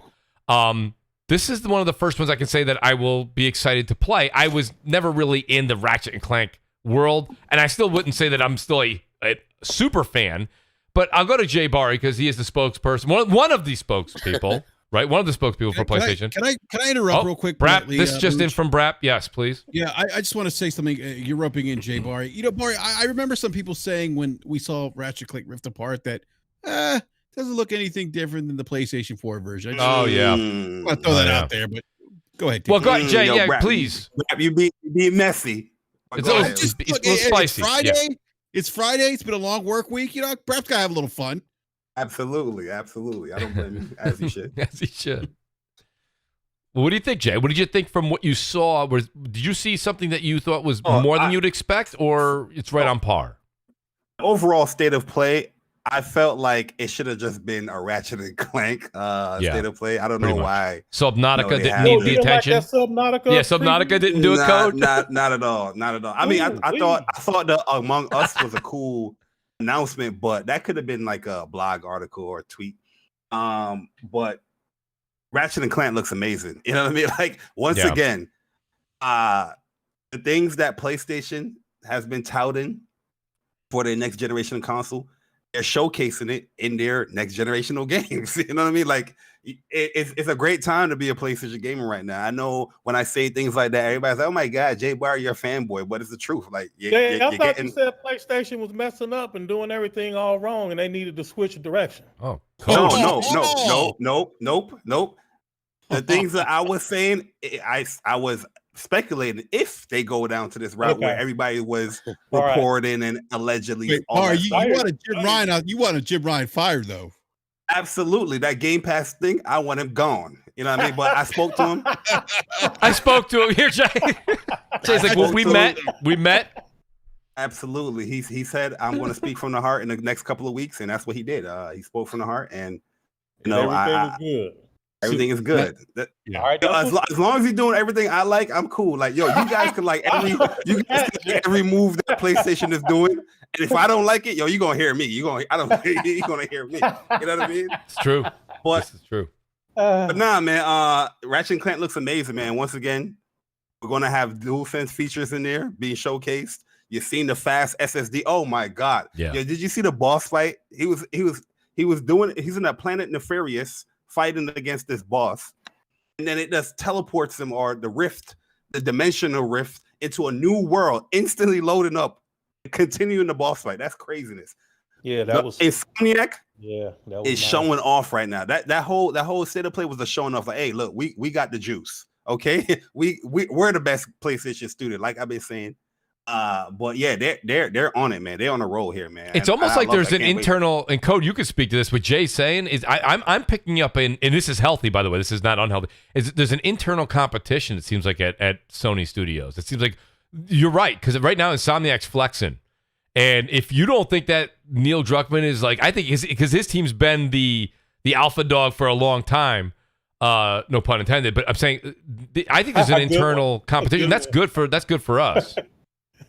Yeah, so that's supposed to be. To be clear, y'all, it's not just internally at Sony. Like, I made a tweet the other day.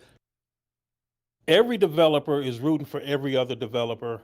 It is 100% true that every developer at Xbox is rooting for the devs at PlayStation, and vice versa. I can guarantee you that almost every developer Sony has is pulling for 343 and Halo Infinite. No one wins when the game fails. Absolutely. I meant just a healthy competition. That's why I said it was healthy. I didn't mean it was, yes. And so, like, if Halo Infinite does something really great, you can rest assured that then the next team will be inspired to take that and one-up it, so on and so forth. And it's exactly what you said, Moose, just a good, healthy competition. Of course, it can get out of control depending on personalities. It's happened before, but for the most part, you're absolutely right, man. If Insomniac is bringing the pain like they are, and they bring in all the smoke, yeah, everybody else gonna sit up and take notice and like, okay, we gonna have to take this crown, and let's, and it's better for us. Like you said, we're the ones that benefit when they motivate each other like that. That's 110% accurate. I do want to say shout out to Andy Hart, who's back in the Super Chat. He says, I'm looking forward to Scorn, aren't you, Crap? I don't see Crap playing Scorn. I think Andy may be being facetious there, just a bit. Yeah, I'm not gonna. Crap, I thought you liked that alien porn stuff. Nah, that stuff's not me at all. Whoa. Like most of the stuff that they show, to be honest with you, I'm not really interested. And I get it's a means to an end or whatever, but But speaking of like the state of play, I thought it was really good. Yeah. I thought the reason why they showed those two indies was maybe just to kind of reiterate that they aren't abandoning the indies like people were saying. Like, I think that's probably why they did that. The Ratchet and Clank stuff looked incredible.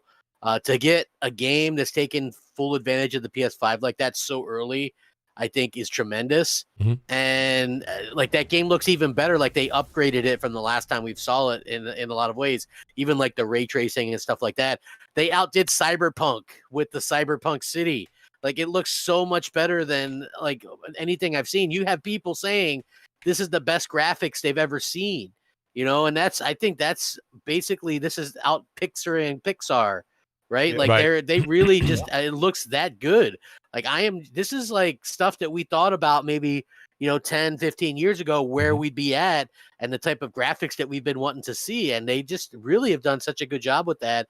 And how they did it is incredible. I mean, if you think about it, because I know I get a lot of shit when I'm like, well, why hasn't Xbox come out with anything? And they're like, well, give them time. They've only had this studio for 3 years or 4 years. And I'm like, fucking Ratchet and Clank got built in 3 years. Look at this. Yeah. Not to mention Miles Morales in 2 years. Remastered Spider-Man. List goes on and on. So I mean, so I don't really buy into that stuff. But yeah, they did that game looks amazing. They went full on AAA with it.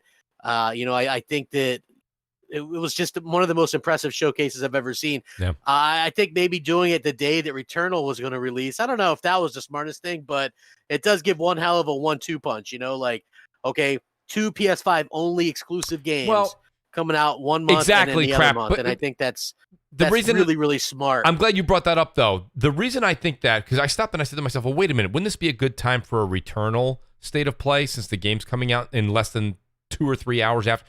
The reason I think they did this was they're always damned if they do, damned if they don't. But that's a Sony and Xbox thing. They're kind of screwed. But like if they did a Returnal thing, people would be like, listen, Returnal's coming out. Like we don't need an advertisement a few hours before. I think this was that 1-2 punch you just said, crap. I think this was very good. Mooch, they did a Returnal state of play. They did. It was like a month ago. It came out. Yeah, it was a month ago. Yeah, it was a while ago. Yeah, but that's a strategic thing where I'm sitting there. Think about this. Let's say you were on the fence right now. You were not. Maybe you were like, maybe I'll get Returnal, maybe I won't. Now you watch State of Play. And you see that Ratchet and Clank, you're like, wow, Ratchet and Clank's coming out in a month. All right, that's coming out on June 11th. Okay, well, I got some time. You know what I'll do? I think I will pick this game up. I think I will pick this game up because it gives you that oomph that that Sony's got hit coming after hit after hit, right? Now, it's funny, they used that slogan back in 2014, but it really works now. Shout out to the Wise Old Gamer, too, which, by the way, this is for you, Code. Wise Old Gamer comes out and says, what the hell? He goes, I'm in Bama now. What are you trying to get at? So there you go, Bomber. You got a little defense from the Wise Old Gamer. Shout out to the Wise Old Gamer. Great to have him here. The Great Sin Vendetta is also here. He says, Ratchet and Clank Rift Apart was my most anticipated PS5 game right behind Demon Souls. It looks so good. Can't wait to play it. And the one thing about Sin Vendetta, you guys may know, Sin shows up to a lot of great podcasts. And Sin, great to be friends with him as well. I talked to him behind the scenes. The Great Sin Vendetta, in case everybody doesn't know. But the thing about it is that when Sin really likes a game, like he doesn't just buy the game, he literally destroys it. Like he buys Demon Souls platinum, he buys all the Dark Souls platinum, and he buys this one. There's probably a platinum, and I know he's gonna say no, Mooch, I'm not, but he will. He absolutely takes and plays the game until the disc itself starts to sweat. Shout out to Zeal. He says, when are we going to see crap bursts? Oh, stop that. We're not doing that stuff. Great show as usually. Zeal, thanks for being here. I appreciate the super chat. Nonetheless, I do want to kind of get into this. This was an interesting topic it's great. I have Brap here tonight, and me and Brap have got this great ongoing joke from years and years ago, right? Media bias and all that great stuff. Oh, wait. Before we get to that, quick. Go ahead, Brap. real quick. I just want to comment on the Ratchet and Clank thing. Oh, go ahead. Please don't. I apologize. I have so little time left. That's why I'm cramming all this. Go ahead. Real quick, I just think the one thing that really, that stood out to me about this game is this is going to be the game that's going to be like the must-have title that I think just appeals to a broad base, right? Like we talk about how great Returnal is. Yeah, like Returnal's a great game, right? But it's not going to appeal to everyone. Ratchet and Clank's one of those games. It's a platformer. It's like, it's I don't want to say it's cute, but anybody can pick it up and play. It's whimsical. Exactly. Good point. Whimsical. Good point. It's like HR Bomber said, anyone can pick it up. And this thing is going to, if you think the PlayStation 5 is hard to get right now, wait till Ratchet and Clank comes out. Like, the FOMO is going to kick in. Yes, that's a great point, Crab. Yeah. The FOMO is really going to kick in. I already have that. Bomber. Bomber's like, I already have it. So, Bomber, your FOMO level's going to go like tenfold now. Dude, Ratchet Clank comes out. I can't wait till these consoles are back in brick and mortar so people can just go to the store and get them. It's not even going to happen until next year sometime. I know. Exactly. This is insane. Yeah. Like, it's ridiculous. Come like, on. I think the generation is probably going to be longer because of it. They're getting such a kind of a late lackluster start due to this stuff. You know what I mean? But it's like, because of the delays on the consoles. Yeah, I mean, that's what everybody's saying. They're saying they expect the generation to last longer than it normally would because of it. But I mean, they should just put them in stores anyway. Jesus. Exactly. Thank you, Bomber. It doesn't make sense. Well, semiconductors are the problem. They can't make them fast enough, and I don't get why they can't make. There's put them online to order. Just put them in the store. That way, scalpers ain't just they ain't running. That makes it is kind of weird at this moment. It is kind of weird. Like, all right, come on, guys. Just go to the store. Well, now they were saying, you're right. Like HR Bomber, they were saying like, oh, it's because of COVID, but it's like, okay, but the people are going back to stores now. Like, you got to wear a mask when you go to the store. People are getting vaccinated, so. I think part of it's to sell people bundles. To be frank, at least that's my opinion. That's a good point, Brap. And to get you excited because like it's sold out. Everything's sold out. People, you're right, Bomber. You really want it. People are like, I gotta have it. I gotta have it. Yep, it takes your anticipation level from 100 to 150. That's the thing. The thing, and Crap's right, by the way. What Crap has just said about the silicon, he's right. But the thing about it is, it's not like when you say, oh, this one wine, the crop didn't work out, it was we got no rain. Bad year. Silicon doesn't come out of the ground. I mean, it's fabricated. This is just, I don't understand. Like right now, there are, like Brap was just saying, People are wearing masks. People are getting vaccinated. Things are opening up again. I don't see why if it was like, okay, you got to wait till June or July. I get it. But to say we have to wait till 2022 now till you start seeing things show up in the store, come on. Like, I don't understand that. Like, let the consumer go and buy it. Well, I mean, this chip shortage is really like it's really like a situation where, there's probably more to it than I know. Of course, I'm just saying. It involves the motor vehicle, the motor vehicle industry, the motor industry, the car industry, whatever you want to call it. Yeah. And other things too that have really picked up that, that they expect that was going to happen. And there's only like 2 places in the world that make these chips, Yeah. And like even the US is looking at this. I know like the Biden administration is like, well, why is this why is it like this? I'm like, well, it's always been like that. I mean, this is what it is. I mean, but it just, I don't get it. Let them, let people go to the stores. If you can put them on the store shelves, get them there. But they're capitalizing on the FOMO is I think they totally are. They totally are. Because like you said, and Bomber's in the midst of the community. He understands this, that, all of this stuff we're talking about. That's fine. Yeah. But like, there's people and I know. Ratchet Clank's really going to push the FOMO to another level, right? And that's the thing. I just think that's that part that bothers me. There's people I know that they don't take part in the Twitter stuff and they don't know about the YouTube stuff, but they're just clamoring to get a PS5 or an Xbox and they can't get it. And I'm like, you know what? Something just doesn't seem right. And I almost think that they're playing to the hand there and they're getting that money. The Wise Old Gamer says, Mooch, Ratchet and Clank will drive PS5 sales, but then again, that's the problem. You cannot get one. Wouldn't it have to be better for them to delay it a few months? I don't think so, Wise Old Gamer. We can't do that. So we can't delay things. Already delayed it again. Right. They've already been. That's right. Thank you, Bomber. It's been delayed. And Mooch, and I will say this, considering the shortage of PlayStation 5s, if you look at like what Sony just released in terms of numbers, that 7.8 million consoles sold worldwide. Yeah. In the midst of a shortage, that's really impressive. Oh, it's massive. That's insane. It's surpassing the PS4. Dude. Yeah. That is something. Freaking Exactly. So think about that. And now you're getting Ratchet and Clank. Like, holy shit. Like, like people are going to be frantically. You guys remember Cabbage Patch Kids? I do. Cabbage Patch Kids all over again. I remember Furbies. Yeah, Furbies. I remember the Cabbage Patch. I remember Tickle Me Elmo. Yeah, that's that. Yeah, I mean, there's Cabbage. But this is a little young for Cabbage Patch. This seems like it's worse than Code wasn't young for Cabbage Patch Kids. He had like a case of them. He had the whole entire lineup. What are you talking about? He was standing in line. He was the one standing in line getting one. What are you talking about? Code he got bubbles or whatever the last one he got.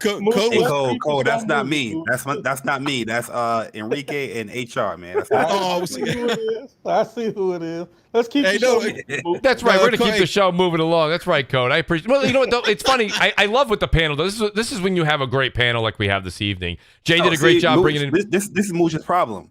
He pulls us away from Returnal. Now he don't want to talk. You know what I mean? He want to rush the show on. Okay, Mooch, go ahead. It's all good. Let's just get to the media stuff. Well, we're gonna get there. You just brought something up though, Brap, and I did have it as one of the points. 7.8 million PS5 sold, and I just it's funny because we sit here again we're in the community, and listen, you cannot refute technology. And you cannot refute the future. You just can't. It's just not a wise thing to do. I think what we're seeing in services, and I'm just saying services as a general thing, is something that still will grow, and it's probably going to be the way that we consume a lot of our media in the future. But isn't it funny how we see in the community and things like that, and they're like, well, it's all about services. It's services. It's services. Don't you have a service? If you don't have a service, get serviced.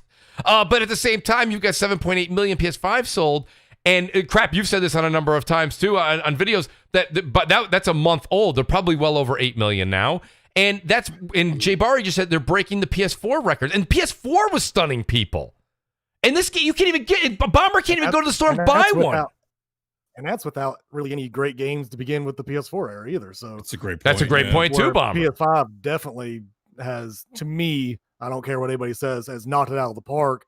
Even though there's some games that I could care less for, like Demon that goes or for whatever, it goes for anything. But I mean, that's for anybody. But right. But it's still impressive nonetheless. That is something.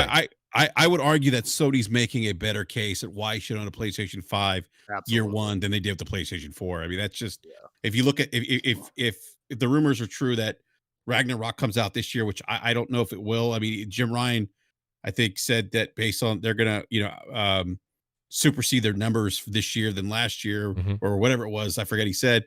it's like okay, so you're saying you're going to sell more first party this year than you did last year, or last quarter, whatever it was. He said that means that you have a lot of shit lined up, and then to me that says Ragnarok is probably coming.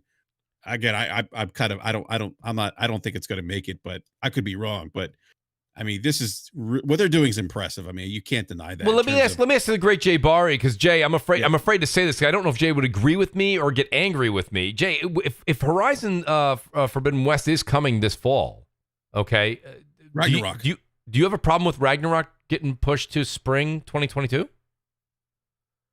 Or do you want to see it now? I don't have a problem with Ragnarok being delayed to spring or whatnot, but if you look at like their financials and what they're forecasting like another like 25 billion or something like that. I think more than that. So that's telling me that, more than that, yeah, that's telling me that you're going to have something big as well to come out during that time. Okay, you know what I mean? If you think you're going to beat out the previous year, you just launched the console in. So, well, Bari, would that include PC, like first party to PC too? Don't try to make Bari. No, I'm just I mean, no, it's a legitimate question though, because like let's face it, like there's a value to Sony putting first party games on PC, whether you agree with that or not. They're in the business to make money. I don't think so. But you know what? If it was, they're going to put their games on PC. I'm not denying that, but I feel like they would. No. I feel like they would report that much more, because every report, every stats that we're looking at and we're praising is all about the PlayStation platforms. And it's they're not bragging about PC or nothing like that. Yeah. Not only that, if they're paying so much money to keep shit off of even PC, which they've done, they realized it is somewhat of a threat, at least for that initial year or whatever it is. So I mean, we've heard that the deals that they're making involves the games not even going to PC even within a certain amount of time. So like you got to do what you got to do to compete. Like they did that thing with Resident Evil where it can't go in Game Pass for at least a year. That's brilliant strategy on their part. Yeah. You don't want people to compete with what you're doing. It's like that's just as brilliant as Microsoft getting a game day one in Game Pass. It's the same fucking thing. Yep. You know what I mean? Like, honestly, like people argue one over the other. It's just business, folks. It's business. Tactics. They've been doing this. To win. They've been doing this for years, just in a different method. Now things have just changed slightly. Yeah. No, that's a great point. I mean, totally listen, agree. if they would have put Final Fantasy VII on PC day and date with PS4, the PS4 version probably wouldn't have sold what it did. Like that's just the facts. So they know, right? That after we're selling these games, what Days Gone, I've seen that game go for $9.99 on PSN. It's fucking free with the PlayStation Collection, right? Right. At that point, you're at maximum saturation. That's why they're putting that game on PC. Okay, that's what they're doing. That's what they did with Horizon Zero Dawn. That game was down. You could pick that game up for $5. Yeah. It's maximum saturation, and then you get more because you get suckers that are going to pay another $50. That's for it, what you want to know my biggest issue with the games going to PC? What's that? The fact that PlayStation doesn't really have something in place for PC, like how Microsoft. It's not really a big deal because they have their own store and all that. Yeah, they stuff don't. Sony doesn't have a launcher or anything. I hear. Yeah, that's what I'm saying. Like, PC. Like, in my opinion, how I look at it is like the things that you tout. It doesn't benefit because you're always going to be touting PS Plus members. You're going to be touting PSN monthly active users, but on PC you don't have any of those two metrics. You know what I mean? Doesn't Sony have a pretty big stake, or at least a lot into Epic though? And Epic, yeah, that's a good point. That's a good point. I feel like that could be a big partnership in the future for PC side, and that could benefit both sides. I mean, that's. Well, did you see why they're doing that? Well, hold on, Crap, real quick. Bomber, you go have ahead. some really intelligent thoughts to be from Alabama, man. I'm impressed. Oh, jeez. Got an education here, unlike some people. So at least I got that, and actually, so I also got that. So there's a few things, that as much as you want to go with that. Bomber Code didn't take his medication today. Don't pay attention. I know it's fine. His nurse has to come by and get his stuff. It's fine. She's got Chayden's catheter. Wow. Go ahead, Crab. I was just gonna say that it came out through leaked court documents that that Fortnite like Sony is their big platform for that game. But like 50% of the income comes in on PlayStation.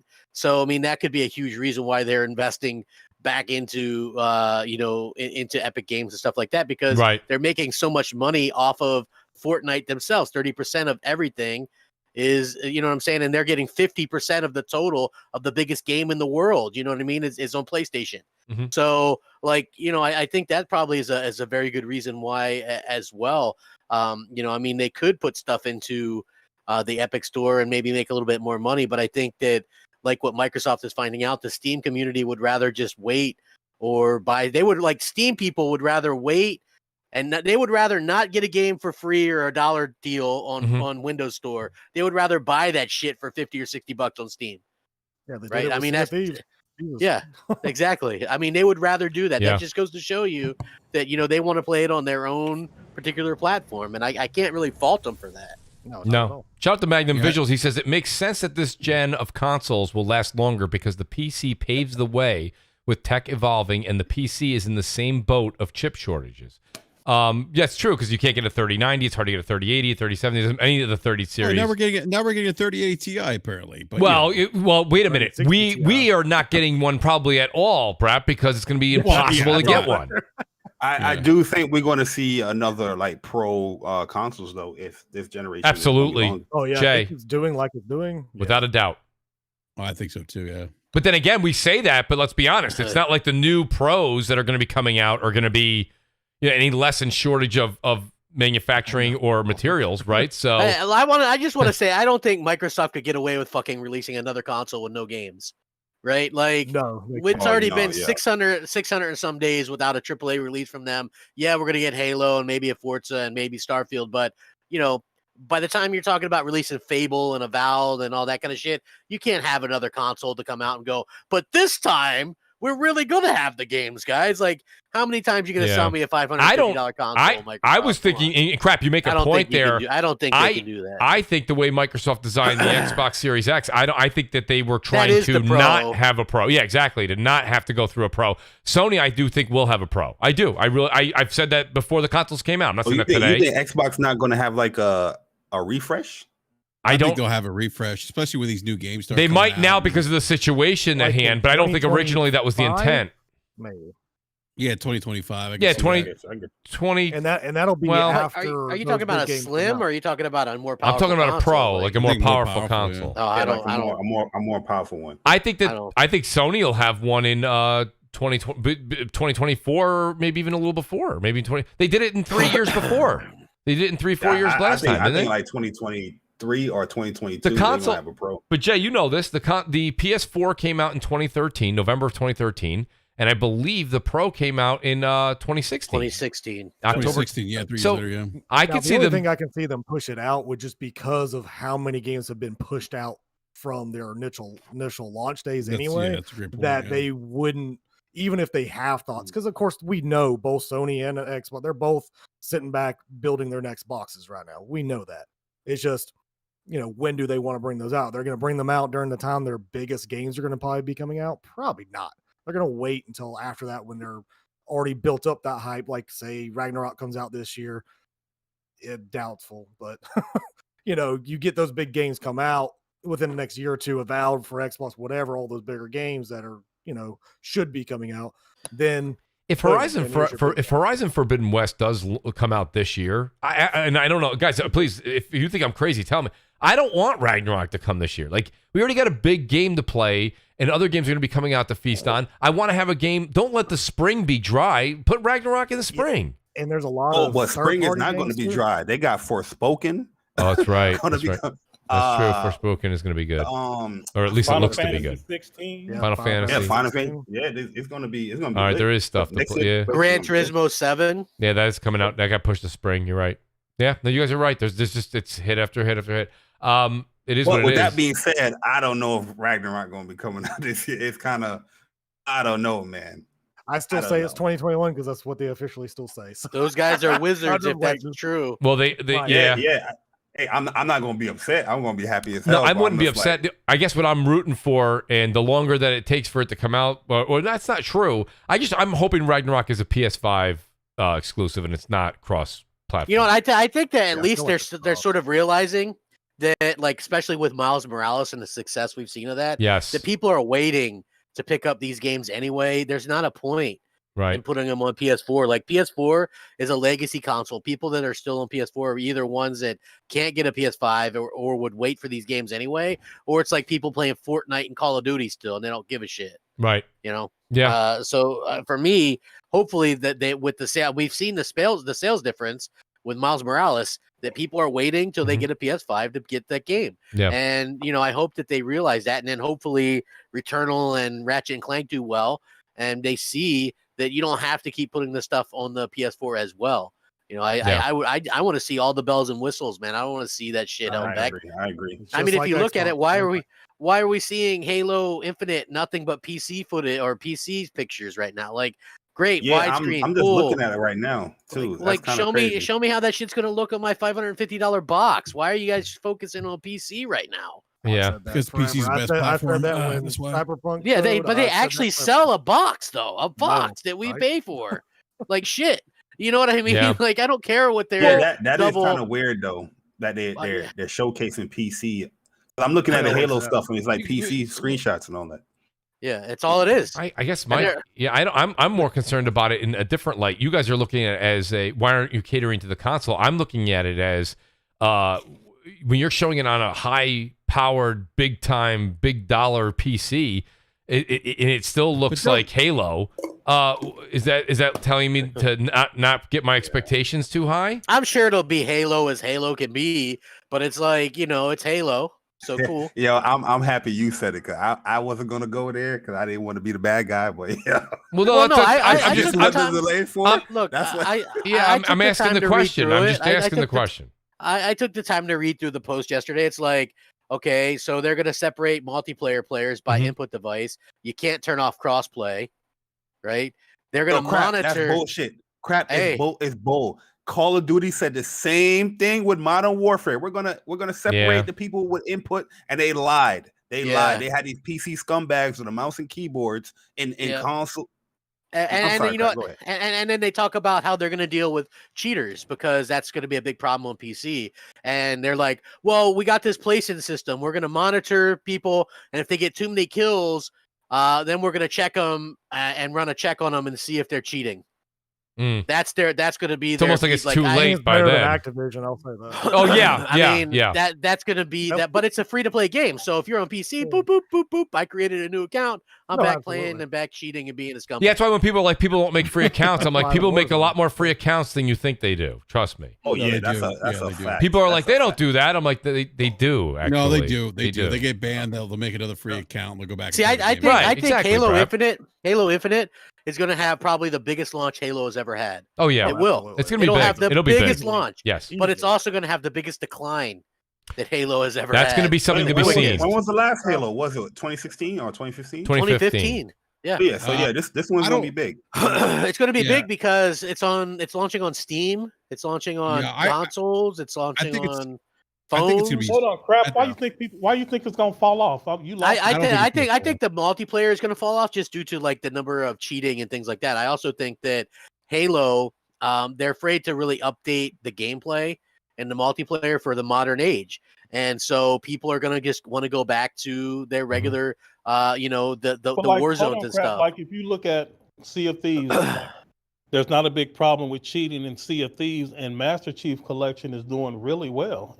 Well, hold on. Master Chief Collection, they've said they had 10 million people play it, but if you check the Steam charts, there's like 4,000 people on it right now. Like, it's not a lot. And also, as far as Sea of Thieves, myself and Mooch quit because there was no way to talk about the cheating. I'm saying we quit over the cheating on Sea of Thieves. That's why we stopped playing. Yeah, but no, I think Cody, he semi-answered your question. Cody's asking about the amount of gamers playing the game. Right, Cody, you're talking about people playing the game. Right. Yeah, there's 10 million new players on Halo on PC that never play the game. Yeah, but there's not that many people actually playing it concurrently. You're not concurrent, yeah. That's the thing. That's why these numbers are kind of like they're. I'm going to use your word. Like they're foolery. They said the concurrent also is just Steam too. So it's kind of hard to I'm just saying, gauge anything. It just seems odd that you think there will be problems with cheating when they have 2 big multiplayer titles without problems with cheating. Well, I don't know about the cheating with Halo on PC because I haven't, you know what I'm saying? I'm not really into that. But as far as like Sea of Thieves, I know it was a big problem. And Well, it was people a big were problem just with mouse and keyboard versus controller. There wasn't like a lot of cheating, unless you know something that I don't. well, 'Cause I myself played- and Mooch. Yeah, there was we early on. played, when we played that game, we quit because we ran into there was no way to Yeah. disable it, and we ran into people that could just like do like all kinds We of hit one of the other pirate ships literally with like 30 whatever they are, cannonballs. And the I thing swim didn't- over to their thing and they have holes all over their ship, no water going in water in there. whatsoever. Yeah, they it could was- just like appear behind you and shit. It was bad. So, But we it both was quit also when it playing. first came out. I'm sure I believe they have taken care of a lot of Yeah. that stuff No, I since. mean, They've I addressed a lot played of when the it cheating. first came out too, and it was definitely rough on console. So I switched up and of course started playing it on PC. Mhm. Yeah. And I was just making mincemeat out of the console players. Like there was no need to cheat. It's just the input lag, the The input delay, was way the better. input mechanism. Yeah. Yeah, it was just Yeah. superior in every Oh, way. I didn't Microsoft have don't to. care, man. They're just like, hey, throw the console to the wolves, man. Throw 'em in That there. I'm annoyed with. Like you can't disable crossplay.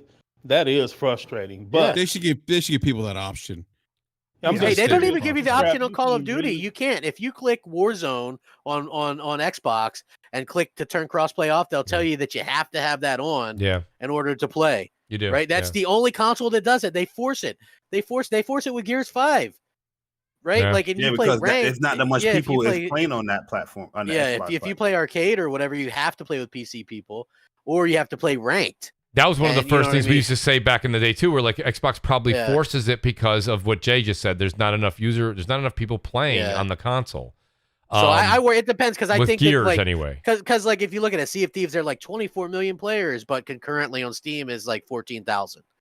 You know, I mean, there's if the game was popular, they would have been like, oh yeah, turn off crossplay. yeah, let's but play because it. you look at Call of Duty, they're like we banned 500,000 players this month.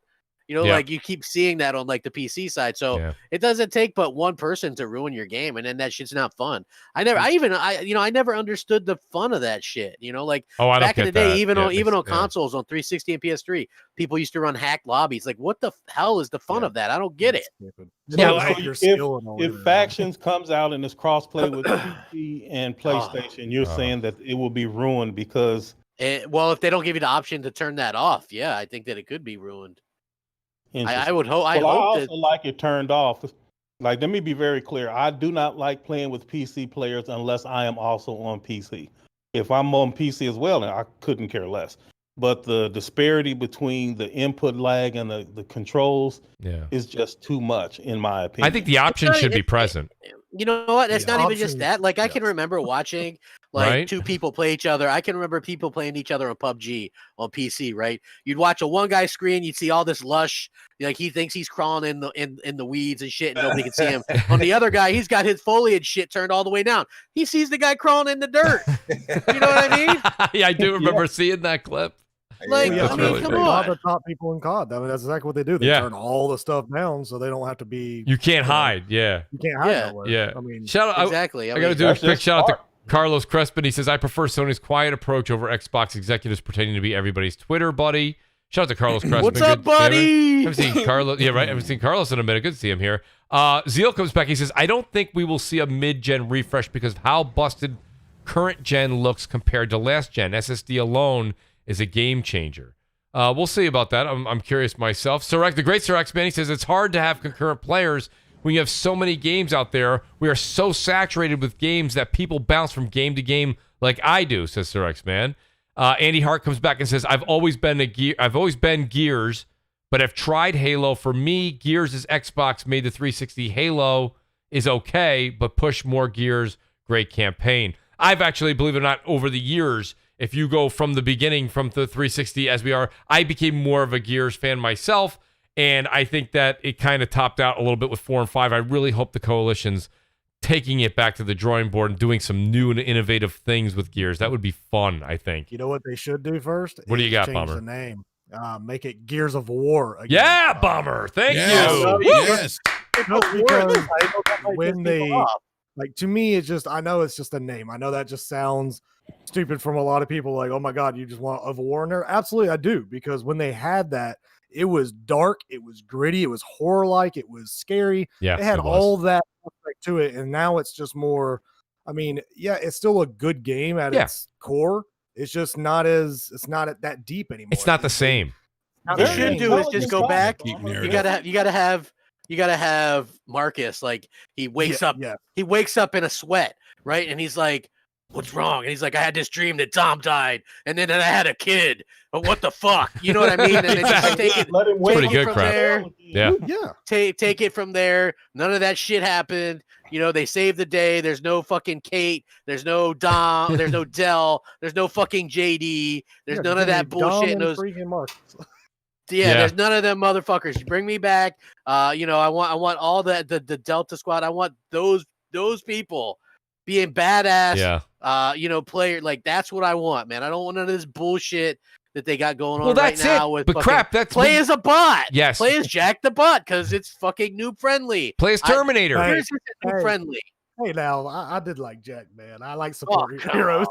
Wait, I like support players. Man. I'm sorry. I don't mind support players. I think that, but when you get down to the essence of what you said, Bomber, and you're like, this is what Gears of War was, and you're like, it was gritty, it had scary moments, it had action, it had this, it had that, it had heart. It's those characters. And once you switched, I hate to say it, but Maria, Kate, right? But Kate and JD, they didn't do it. Bubbly. They didn't. JD's right. JD's terrible. You know what I mean? It was like watching an after school special with guns. It was like what? Hey, Mooch. What? What is this? Mooch. Hey, Mooch. Real quick question, man. I know you're the host of the show. Yes, thank you. But I am curious about this topic of media. No, it wasn't really media. It was I was doing an intro into it, and we're after 9 o'clock. But I will ask I'll ask it to Brap, and then we'll do outros and everything like that. But this is an interesting topic. So I wanted to know with the generation, you know, beginning just now, and the way we've gone from last generation into this generation, how gaming journalism has changed over the years. And I'll pose the question to you, Brap. And I don't mean it. It's not media bias by no means. It's not. No, I know. I'm saying this though. It's what we used to read back in the day with 360 and this and that and the IGNs and the reviews, and it doesn't matter, Kotaku, it doesn't, you name anybody you want, Polygon, it doesn't matter.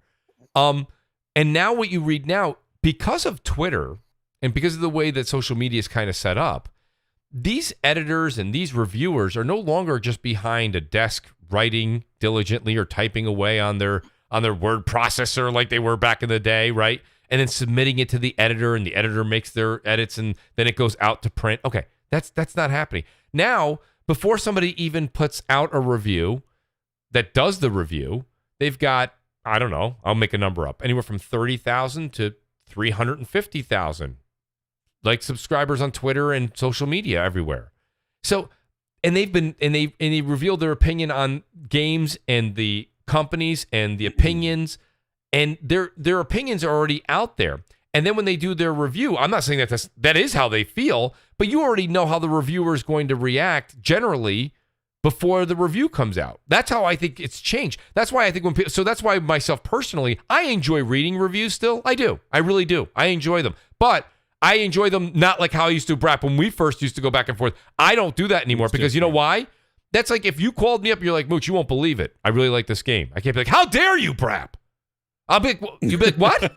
I like the game, but I already know you like the game is my point. My whole thing here is now when you read or you see something coming in from the gaming journalism side, right? You already know basically if that individual likes it or not, because that individual has a podcast, writes every day, tweets every day, on Instagram every day, talks to different developers in the circle that they prefer every day, right? So it's changed a little bit. That's my question. My question to you guys is, has the dynamic of gaming journalism completely and utterly changed from where it was back in the day when it was just reviewer, then to editor, and then back? You know what I mean? And then out to print. Now it's not like that anymore. No, it's not. And you know, and part of what we're seeing is this 24/7 news cycle and the need to you know, get stories out, because you have to feed that beast, because people are on their phones.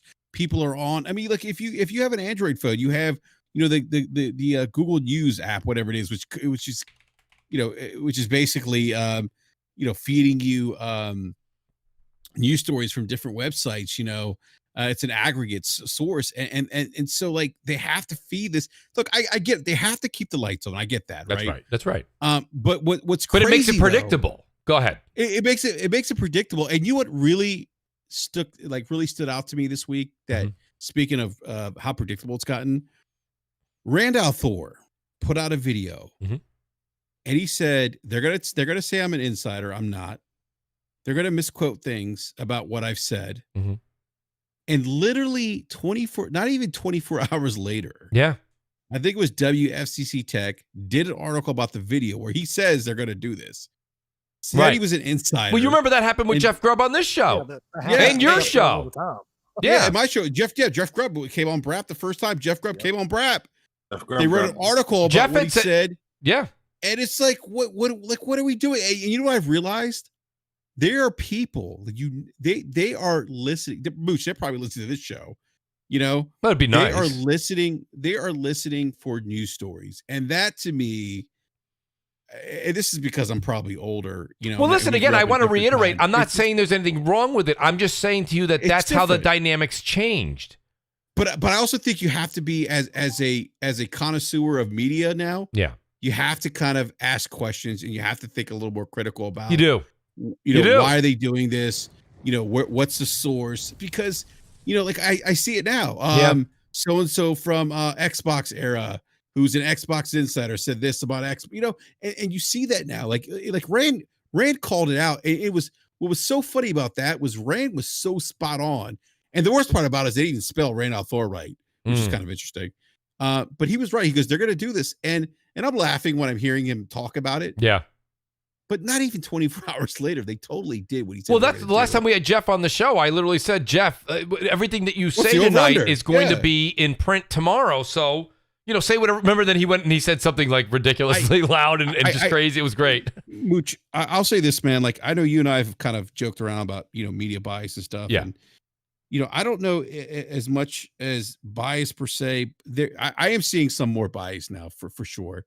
It's an epiphany, right? Because now what was maybe concealed behind closed doors, now, we will say it's definitely. We all have a bias. That's natural. I think that's a human. That's just a human element. Yeah, but I understand the need to maybe do that because you want to get like clicks and stuff, and but I guess in my opinion, at least, I think the quality of journalism and media has probably gone down a little bit because of that. Because what you mean probably? Why don't you just say? Because that's exactly what it is. Why are you beating around the bush? I was going to ask Code. I really wanted to get your take. No, really, no, it's fine. Code, what do you think? I mean, what's your take on just the overall subject? I agree with Enrique. I mean, he just won't say it. He scared like the FBI listening to him. Let me tell you something. They might. Hey, let me tell you something. I don't want ICE showing up at my house. Look. I think Code would get that reference. The quality has dropped. It's like they just took a bunch of kindergartners and gave them a job. Like their journalistic integrity is a thing of the past. And they've said it before. The Bloomberg guy, I forgot who he was. The Bloomberg guy, he had a back and forth with somebody. It's slipping my mind right now. And the guy was like, "Look, the way the industry is set up now in journalism, we need clicks like everybody else." And they do stuff because that is how they make money. It is no longer about journalistic integrity, and that's fine.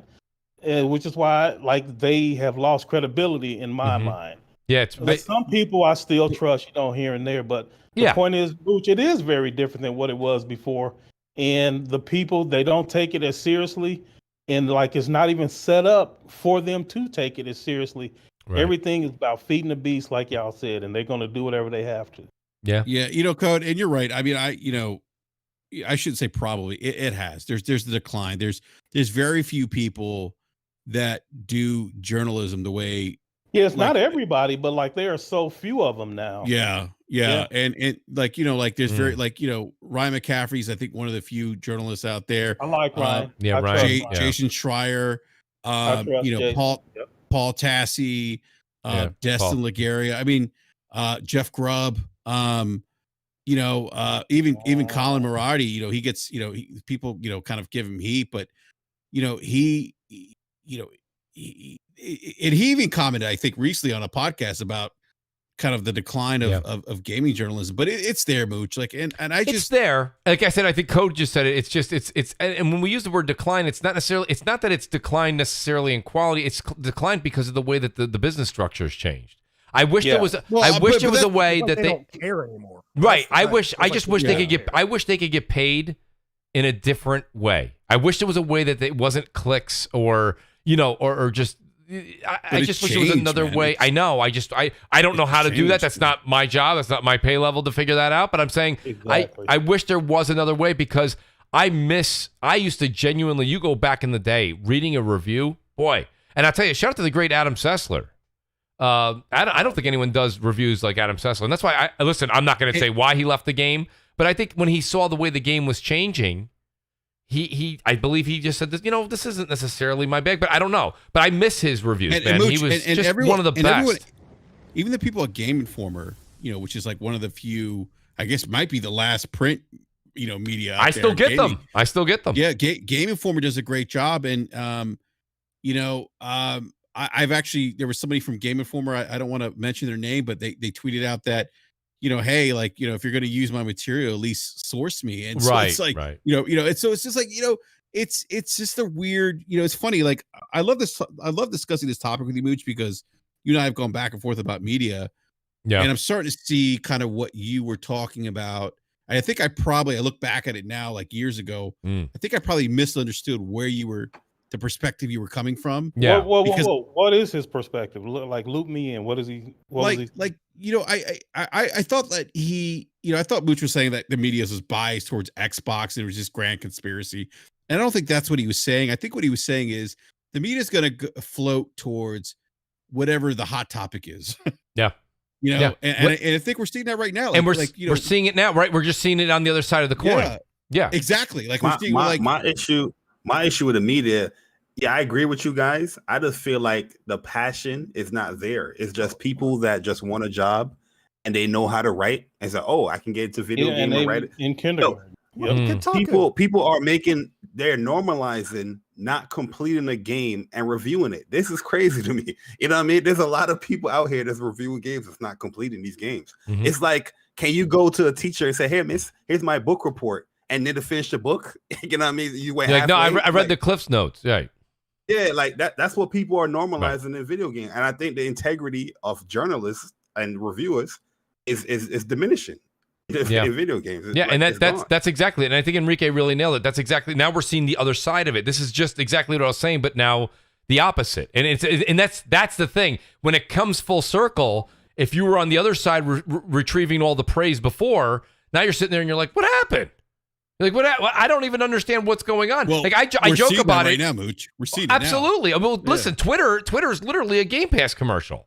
I mean, I don't know how else to say it. It's like you can't scroll twice through without seeing that. I mean, and it's everybody. It's all the big companies. It's amazing to me, and I'm like, I'm all for it, but I can't believe that everybody's just so excited. Everyone's so excited, and you turn around, you're like, hey, what are you playing in Game Pass? They're like, well, I'm waiting for the stuff to come. Well, what? Like, I don't know. I don't understand that. But like I said, it is what it is. I actually look at the gaming journalists and the reviewers. I still like to see what they say, because a lot of times they put some really good points of the game into the review still. I don't care about the score anymore. Code, if that makes any sense. I don't care about the score anymore. If the journalist gives it a 9, an 8, or a 7, Jay, you've said this a number of times, that's not going to impact me getting the game. Listen, okay, Godfall didn't do well. I ended up not liking it so much. Jay doesn't agree with me there. That's fine. But I still bought it. I went and bought. I didn't buy it at full price, but I bought it when it was on sale, and I bought it brand new. It wasn't used, and so I still wanted to play the game. I didn't care that it got a 6.1. I don't care. Like, I still wanted. So I don't necessarily use reviewers anymore the way I used to, and I just think times are changing, and it really does come down to the fact that they get paid by the click or by whatever it is. And that does, it's an influence. It influences them to sway them right or sway them left, Well, and another thing, Mooch, as well, keep in mind that we as consumers, we have way more access to gaming news than we did before as well. Great point. Great We point, used to have Code. to wait for That's BGM true. or That's true. whatever it was. Shoot, now we get up to the minute updates and YouTube channels and footage, so we know a lot about the games by the time the review comes out. We haven't played it, of course, but we pretty much have a good sense of what's going on, and so it's not as fresh to see a review as it used to be. That's So a they really have to good be point, comfortable, Code. to You know, keep it- Well, Code. We're I think we're more educated as consumers than when we had to wait for. well, some of us EGM. are. Me and Bomber, sure. You, I don't know. Oh, okay. Yeah, let me real quick because we're ending the show, but we do have a late minute special guest, Jez7780s here. Jez, did you want to comment on the subject? What's up, buddy? Yeah, what's up, man? guys? What's up? How you doing, Optimus? What's up, man? Another New Travis, Yorker in the yo, house, folks. What's up, guys? Hey, thanks. Yo, Jay, man, you guys some good cast tonight, man. Thank Awesome you. guys. Hey, yeah. So, the one I heard you guys were talking about the media stuff and things like that, and one of the things that I wanted just to comment on was I totally agree with like everything that you guys are saying about the whole just where the media has gone and how they kind of use the YouTubers and insiders and kind of generate their articles. My thing is that what I didn't care for, and actually what Grub did was, when he put his review out there, that's fine what you want for your review. And I think Schreier did the same thing when he put his comment about, the things that, about Sony not focusing on big AAA games and what happened with Days Gone. Their reactions to Twitter and how they kind of pander to the audience and just mock them and make videos and not really defend. Like, if you don't like the game for a 6 out of 10, fine. Like, leave it like that, but defend like why you feel that way. Don't go on the video and start licking controllers and just trying to telling people they want to be rubbed the wrong way and masturbated and all these just I don't know why that was a reaction, and it just for me made him lose tons of credibility in my eyes. Jez, let me that immature reaction. I'll play devil's advocate only because we're on Crossfire. I'll play devil's. By the way, Jez, I'm not going to say that you're wrong for feeling that way. You're not wrong, but I will say this much. There is an element, and I think that when I say this, Jez, this will hit home for anybody that's on social media. After he probably, by the way, this is all hypothetical. I don't know this, but he was probably literally like slandered, attacked, and everything else. Oh, for the longest time. He really was. So I'll be honest with you. I agree with what Jez is saying to a certain degree, but I also defend Jeff in one aspect. After he got all of that slack, that was probably the best way for him to retaliate without being truly, mean.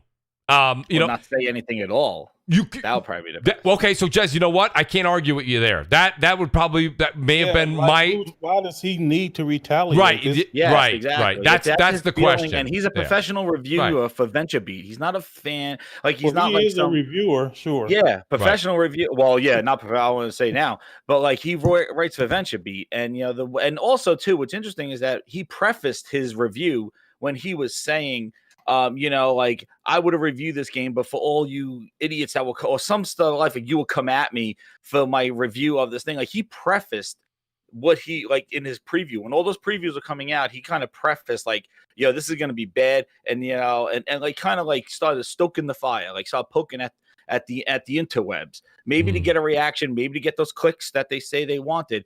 But then all day yesterday, and even that, the sexist comment that he made that he deleted, when he was trying to go with another female reviewer. I missed that. Oh yeah, she blocked me.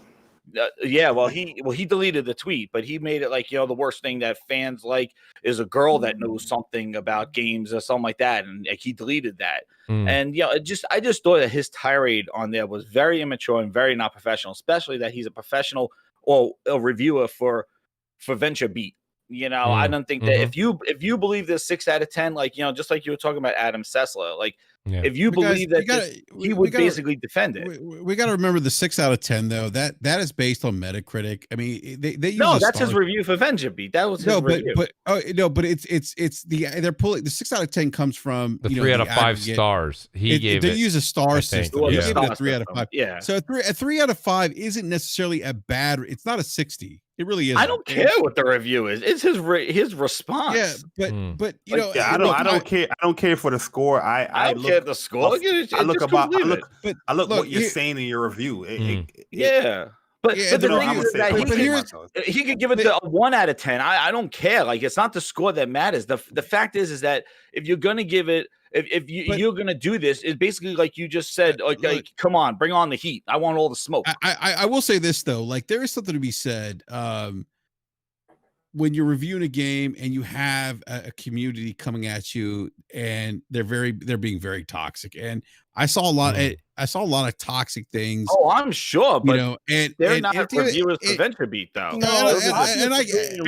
I followers and stuff. He's getting paid for that. Like that is his job.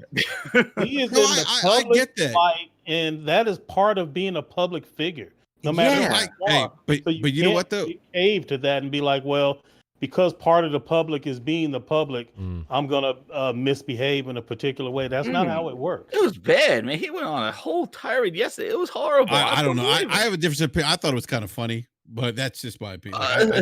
It might be funny, but it's inappropriate from someone in that position. Yeah. There's exactly. And don't get me wrong. You got to be honest. The way that I look at it these days is just like how we were talking about the last topic. There's going to be a split right down the middle here, guys, because there's going to be people that feel like Code. There's going to be people who feel like Enrique here, and that's because to be honest with you, neither of you are wrong. It's really yes, we are. Enrique's wrong. No, I'm not wrong. You're wrong, sir. Because listen, no matter you're wrong for getting the time zones mixed up. That's the problem. Oh, that's the problem. I think Jez. That's the problem with the internet. To be honest with you, like if you were to turn around tomorrow and say the sky is purple, right? You think you know what? You would get a whole bunch of people right off the bat to go, Jez, are you on something? Are you all right, man? No, and then you would literally get 2,000 tweets that say, you see purple too? That's right. So people. Right. So what I'm trying to say to you is that's where we are right now. That's where we are right now. The internet's a disaster. And Twitter is a mess. Like, so don't get me wrong. That's why it's a great conversation piece. But I also think this is kind of the signs of the time too, where you're going to have media types react because they're like, you know what, guys, you guys are going to come at me. Well, do you remember? But Brap, didn't Ryan say something to us? And I don't want to put words in Ryan's mouth, but didn't he say something like where he used to get really upset and answer, and then he was saying like, now I just ignore it. I don't. He blocked me. Yeah, that's what I'm saying. Some people do that, and others don't. I mean, I'm not saying I'm not saying like what you're saying is wrong. Like we all have different opinions. I don't agree, but it doesn't mean you're wrong or I'm wrong. Enrique, stop this. You are wrong. It's not a matter of opinion about what professional behavior is. Just because you're saying, well, to me it doesn't bother me, it doesn't mean it's unprofessional. There are things that happen in sports all the time that are unprofessional. Me with the more aggressive nature that I have, I like it, I enjoy it, but that doesn't mean that I don't recognize they're going against the rules of the profession. Just because you don't personally take offense to it, it is not part of that job description to attack your paying customers. Mm-hmm. But they're not paying here though. The clicks. What do you mean they're not paying? That is your public. You don't know. Okay, of the 100 people that you want to, how many of them are paying? How do you know? Your job is to defend. Put it like this: you would never hear Phil Spencer say and do that type of stuff because there's a level of professionalism. Because he's also part of a multi-billion-dollar company that's publicly traded. Oh, it's a little bit different. It's not different. You have a profession, you have a job, and part of that job is a certain decorum of professionalism. How would you respond in your profession? I disagree with that. I've had people at McDonald's cuss me out, so I disagree. Are they still employed? Brap was like, I'll take a liter of cola. And he's like, a liter of cola? But no, it's interesting too. Like, okay, let's not. The guys did grub like on what he did, but then even what Strya did when he went on Etc. When David Jaffe was doing the interview with Jeff guy talking about Days Gone, he's like, no, some of these things are not true. Like, they were not forced to work with Naughty Dog, and then Jason Schreier went on Etc. and was like, whatever he's saying is wrong. It's a horrible, incomplete, and it's just like I didn't listen to it, but he's wrong, and it's just like. If that's your article and that's what you're putting out in the public, then you basically stand by that. Like, you don't go on these immature like social media tirades because you lose credibility. You hold what you write, and that's what journalism is, right? This is my opinion. It's going to get that's what it was. Positive. Well, it was. Well, that's what it was. But That's why it's going to get a that negative, Jez, and it's good going to get a positive reaction. Great point, You Jez, know? and that's what Code's saying, and then perhaps that's what we were saying. It's not what it was anymore. It's not. Dude, it's just not anymore. It's just like that's why I don't take it honestly. And Jez, and I don't know. Oh, I don't take it. I don't take it seriously anymore. I don't like. That's why I'll read someone's review to see if there's a funny line or an interesting point. But I don't. I no longer read them and go, gospel. You know, I don't do that anymore. Yeah, I don't trust that. But you go back in the day, I remember sometimes being excited for a game early 360, and I'd read a review, and the review was bad. And I was like, oh, man, it kind of bummed me out. I was like, maybe I won't get it because I trust this person. You know what I mean?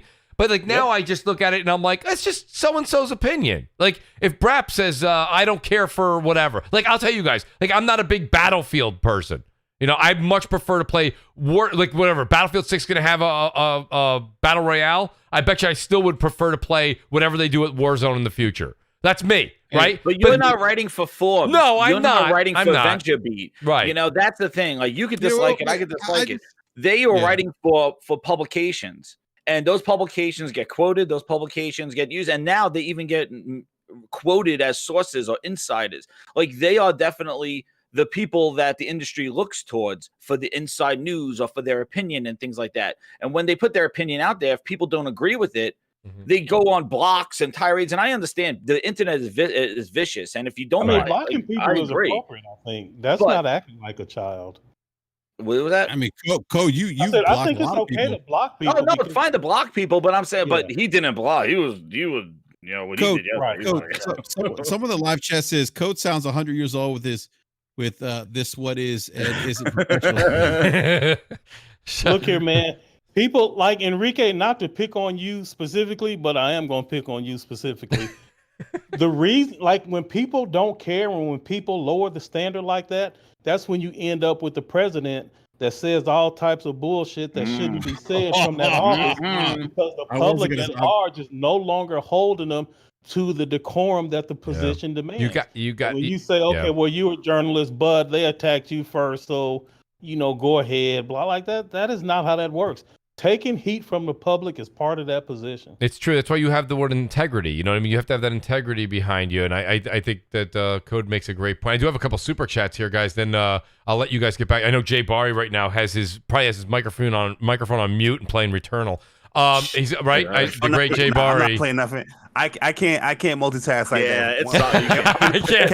No, it's all good. I'm locked in. Hold on a second. Let me give you a couple of the great Sir X-Man. He says it's hard to have concurrent players when you have so many games out there that are so saturated with games that people bounce from game to game. I apologize. I read that one. That was when we were talking about the Halo issue. Andy Hart says Gears 1, 2, and 3 were outstanding. My favorite was Gears 1. Zeal says that moment podcasters have more legit info than the established media. Shout out to Zeal. Appreciate that. Andy Hart says I don't care for journalistic media. I watch YouTube, get my review. ACG, ACG, yeah, shout out to Jeremy. My playthrough and the great Rad Brad. Let's do this. I've been watching the Rad Brad for years myself. True Bonnie Fire, he says, say Brap, why you talk bad about Xbox and the next day had to praise Xbox stream to get back good with them. Can't listen to you. What? Well, I don't know. Trebani's not a fan. I don't know. What? Oh my God. Well, whatever. Listen, Trebani, listen, to be honest with you, the thing about it is day to day, depending on what it is in the game and the situation, there are different feels. You might say, I don't care for this. And then maybe the next day you'll say, you know what, actually, like Jay Barry. Jay Barry has said a number of times.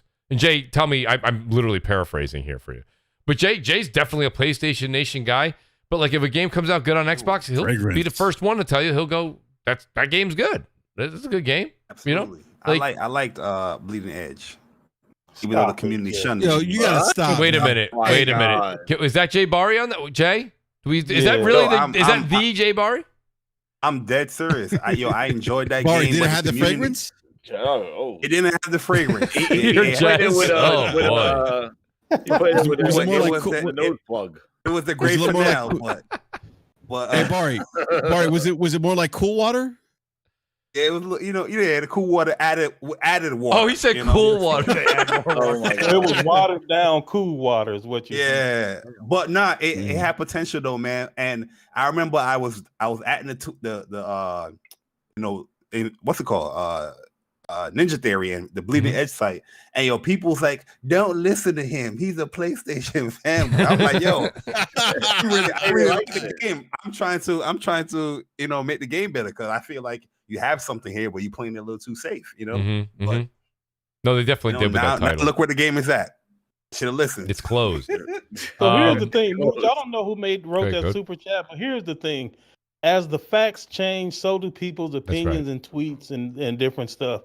What we know today, we may not have more information tomorrow, and then that will change what we say about a particular thing. It is not the case that whatever you said 8 years ago, you have to say the exact same thing today with no deviation, man. As That's you learn why more stuff, you adjust your approach. That's why I always say that. Isn't that like science?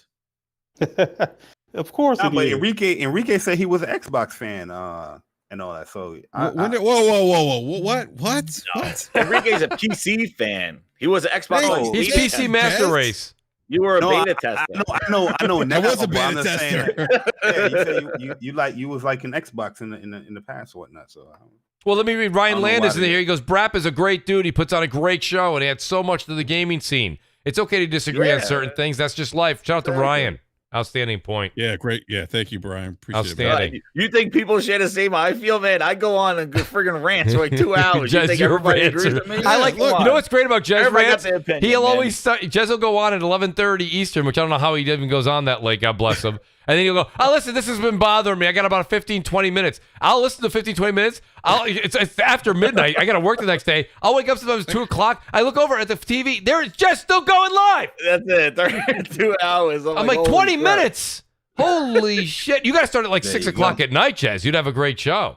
Yeah, I know, right? 11:30, 12 o'clock. I got to get, I want to say something though real quick, Mooch. Like, you always bring this up, or not always, but you brought this up a couple times, and and I was talking to Lord Cognito about this with the Iron Lords podcast this week. It's like we got on. It's okay to have a difference of opinion. It really is. That's right. Like, I don't agree with what Jez said. Jez doesn't agree with it. But you know what? Like, it doesn't mean I can't be friendly with Jez. You know what I mean? And it doesn't mean like he's on the wrong side of the fence or I'm on the wrong side, or Code's always on the wrong side no matter what anyone says. That's my own personal bias. Code was reading reviews off of Chisel and Rock. Code. Oh my God. Code has the Dead Sea Scrolls. He was playing Second Extinction in real life. He was the first Extinction. Code gonna get you out one of these days, man. Stop playing with that, man. This game is nothing like it was for real. Hey, what was that game that you were like a caveman, used to play with the poop? And what was that game that came out on Xbox? It was God, what was that game called? I don't know. It was like a survival game. You guys know what I'm talking about. It was Ark? like early Ark. Yeah, that was Code. Code lived Ark before there was Ark. Wait, they got Ark 2 coming out with Vin Diesel. Code was the inspiration. Yeah, right. That's great. Yeah. But no, like there's something to be said. Like, I think we get so polarized. It's like, wait a minute, guys. Like, everyone in this live chat, they're here for a reason, and they're here because they love games. And it blows my mind. And Cog and I were talking about this. It's like, it's okay to disagree, but we may have difference of opinions. But at the core, the thing that brings us here to this show tonight and every other show is that we love gaming. That's right. And people seem to forget about that. Blows my mind. But I just wanted to say that. Because it is. And that's the thing. The reason we originally take to the microphone is because we enjoy, this is our passion. Like, I got to be honest with you. And it's games like, to go full circle and get back to Returnal, I got to say, like, I can't wait to play that game. Like, it's just, like, I'm thinking about it, man. Right? And it's like, there's just something, and that's the thing. But if you have that feeling, or if you hear me say that and go, me too, or any game, it doesn't have to be Returnal, any game. If that's the game, you go, after CrossFire, I can't wait, I'm going to strike this game up. I don't care what it is, Warzone, I don't care what you like. That's the passion we're talking about, and the reason we get behind the microphone every single week, because we love to talk about the industry. We like to talk about the games. We like to talk about what's coming, what's not coming, what we want, what we're not getting. Right? And then guess what? The good news is, like Code said, and like a few of the super chats said, shout out to Andy Hart and a few others, that said, basically, people are listening to these shows. And that's a beautiful thing. It's a beautiful thing. Man, I put something in my last video about intellectual honesty. At the end of the day, Mooch, Enrique, we are all we got. We are the community. That's right. Gaming is not as popular or as mainstream. It's popular, but it's not as mainstream and as accepted as other hobbies and other forms of entertainment. So there's some segment of this society that will look down on you if you're a grown man, grown woman, you game and all of this stuff. At the end of the day, we are all we got. We may have differences of opinion, like y'all just said, but at the end of the day, it's just us, and we all have to stick together and move the whole thing forward.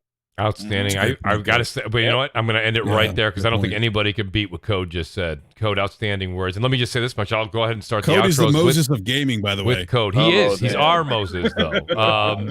Shout out to Optimus. Optimus Code, thank you for being here tonight, buddy. And, you know, like I say, it wasn't... Sorry I was late, Mooch. Honestly, though, Code, you know, listen, I know that you said that you had some stuff you were doing and you were gaming a little bit. You're hanging out with the family. It's Friday night. That's your right. And the fact that you came in... He was sleepy because he's old. Oh, stop it. Code, it's an honor, as always, to have you here. You know that. Much respect from this end of the microphone to you, my good friend. Code, let people know where they can find you and let them know about how you are educating people on YouTube. Finally. Yeah, I'm trying. We got a channel set up. Look here, there's no console war stuff at the channel. The channel is just about education. Through the years, I have found out that people really want to know this stuff. And a lot of people want to know it because they really seek to understand how games work and put together. And they're not trying to use it to attack the other fan base with. So I've taken the opportunity to go ahead and start using my spare time that should go to gaming.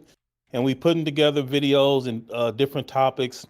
And the idea is to be able to teach how gaming technology works, but to do it in a way where the average person can understand it. You don't need a PhD or a doctorate or none of this stuff to be able to follow along.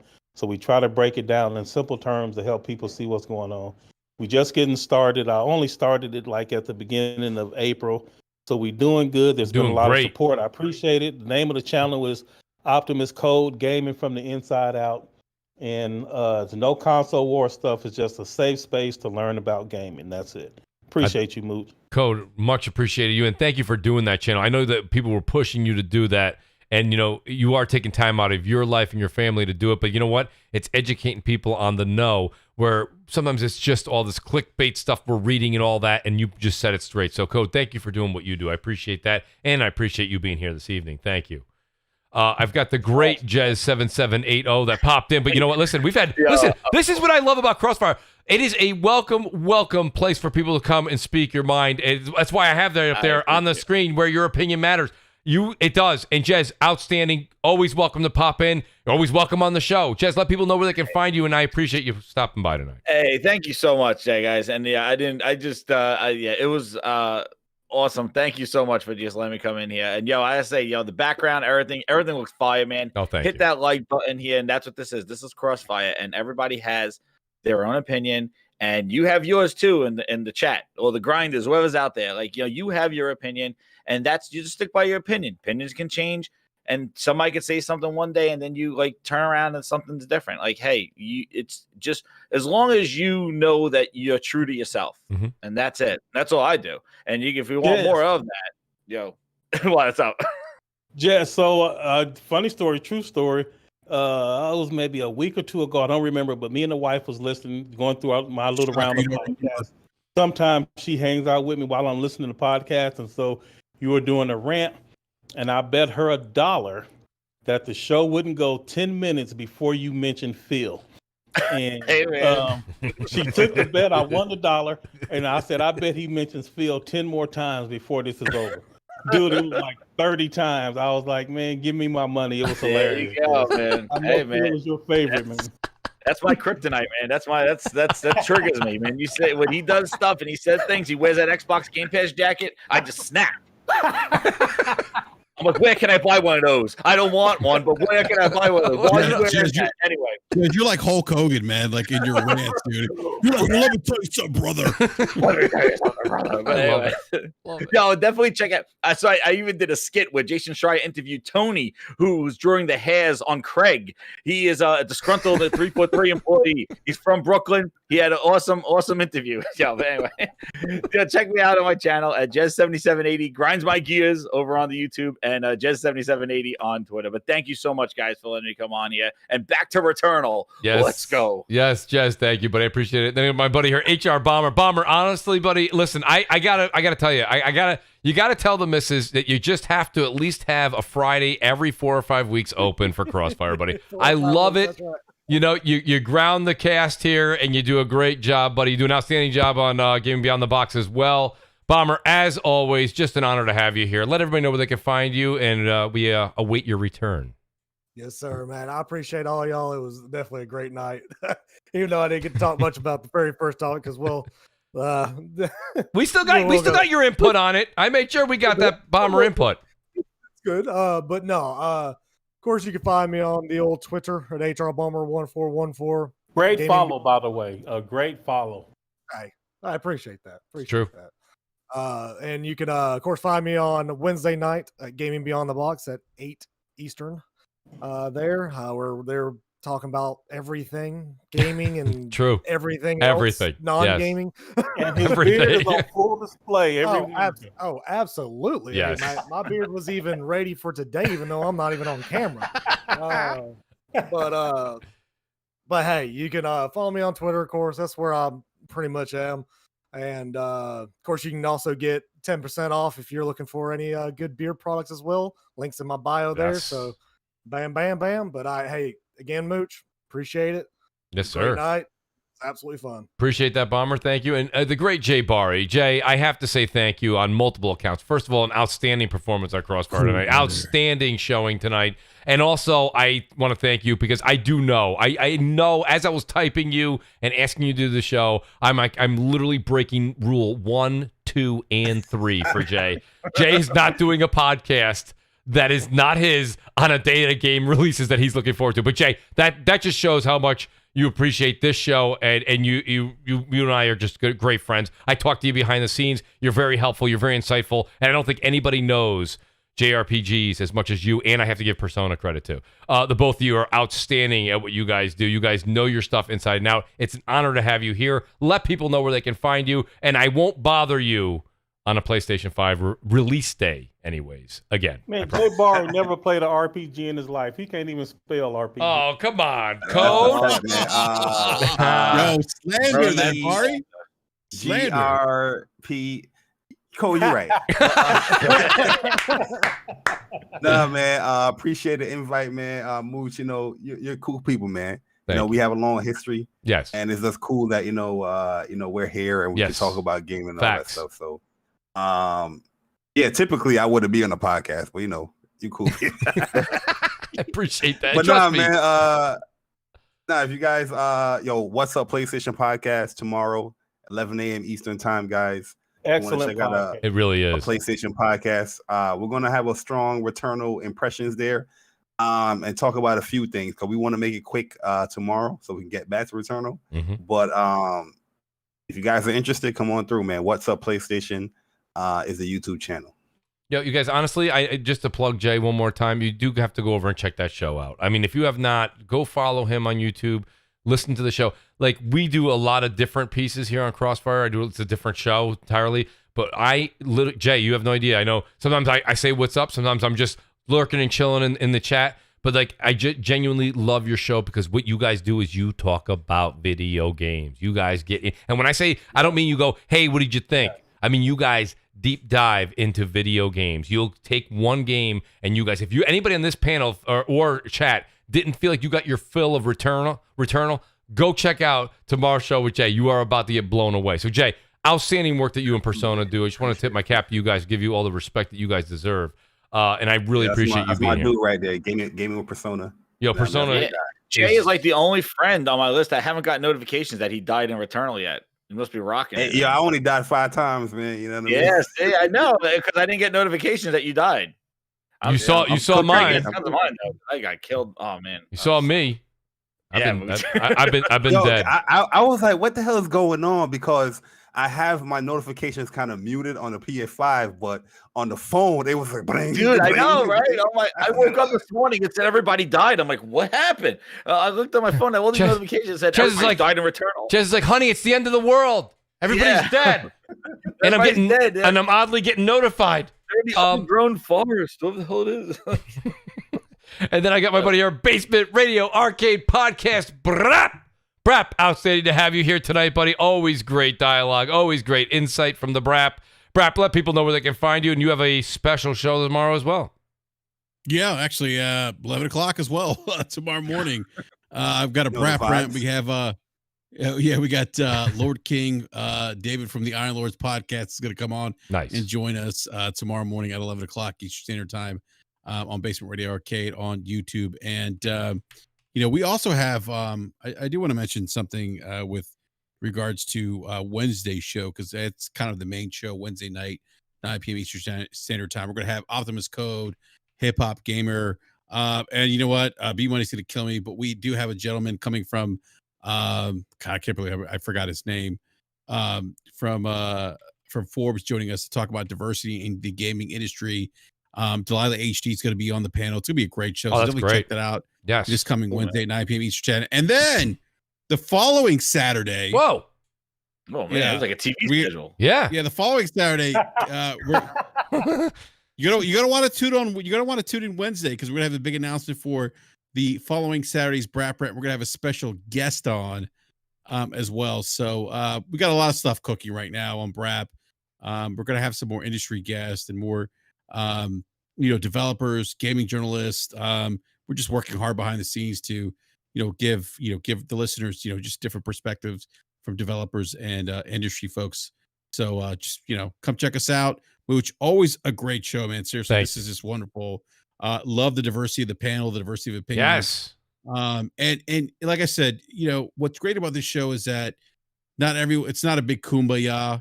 No. And I like that you can bring people together, having different opinions.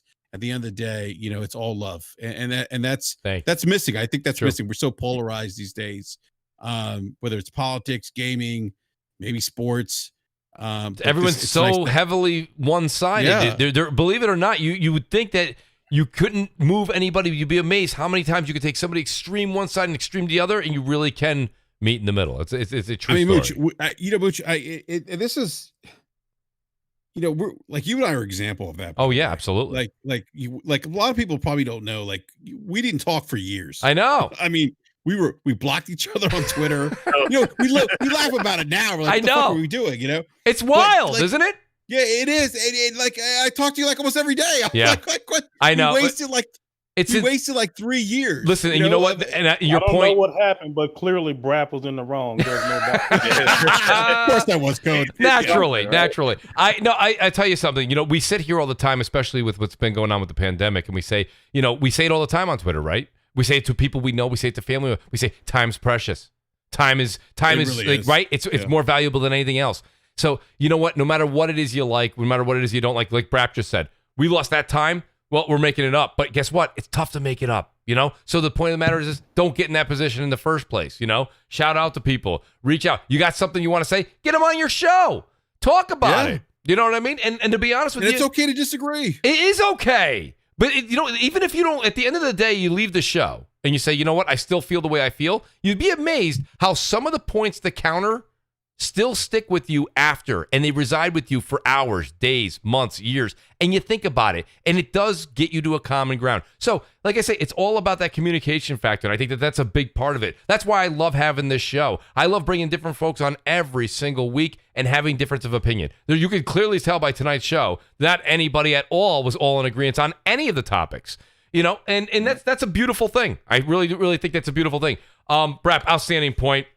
I do want to plug some of the guys that couldn't be here. Shout out to the great Gaming Forte. Gaming Forte couldn't be here. Great show yesterday, DPS. Outstanding. If you guys didn't go check that out. I believe it was on Slow Mo's yesterday. I'm not 100%. Was it on Slow Mo's channel yesterday? I just have them. I subscribe to both their channels, so when I just see them on, I just click it. So I think it was on Slow Mo's yesterday. So shout out to Slow Mo Backslap as well. The great Xbot 448. Xbot works every other Friday, guys. Remember that? So this was his Friday to work. But he did do next podcast yesterday. That's on Thursday nights, 8 p.m. Eastern time. And of course at 9 o'clock, which crap is no way crap staying 3 hours. There's no way crap staying 3 hours. Crap says it's _crap gamer. And it's crap gamer reviews on YouTube. Guys, go over there and check out Crap. He's doing 2 videos a day, doing his damnedest to get video and content out for you guys. We will be back next Friday, 7 p.m. Eastern Time. Crossfire. Guys, outstanding show. Thank you to the panel. Thank you to the chat. I do want to give a special thanks to Hamosart, who is in the chat, who gave a donation to me last week, and I didn't give him a shout-out. I'm giving him a shout-out right now. Outstanding super chat, outstanding chat, and a phenomenal panel. Guys, we'll see you next Friday, 7 p.m. Eastern Time. Good night. Enjoy your weekend. Play Returnal. Peace.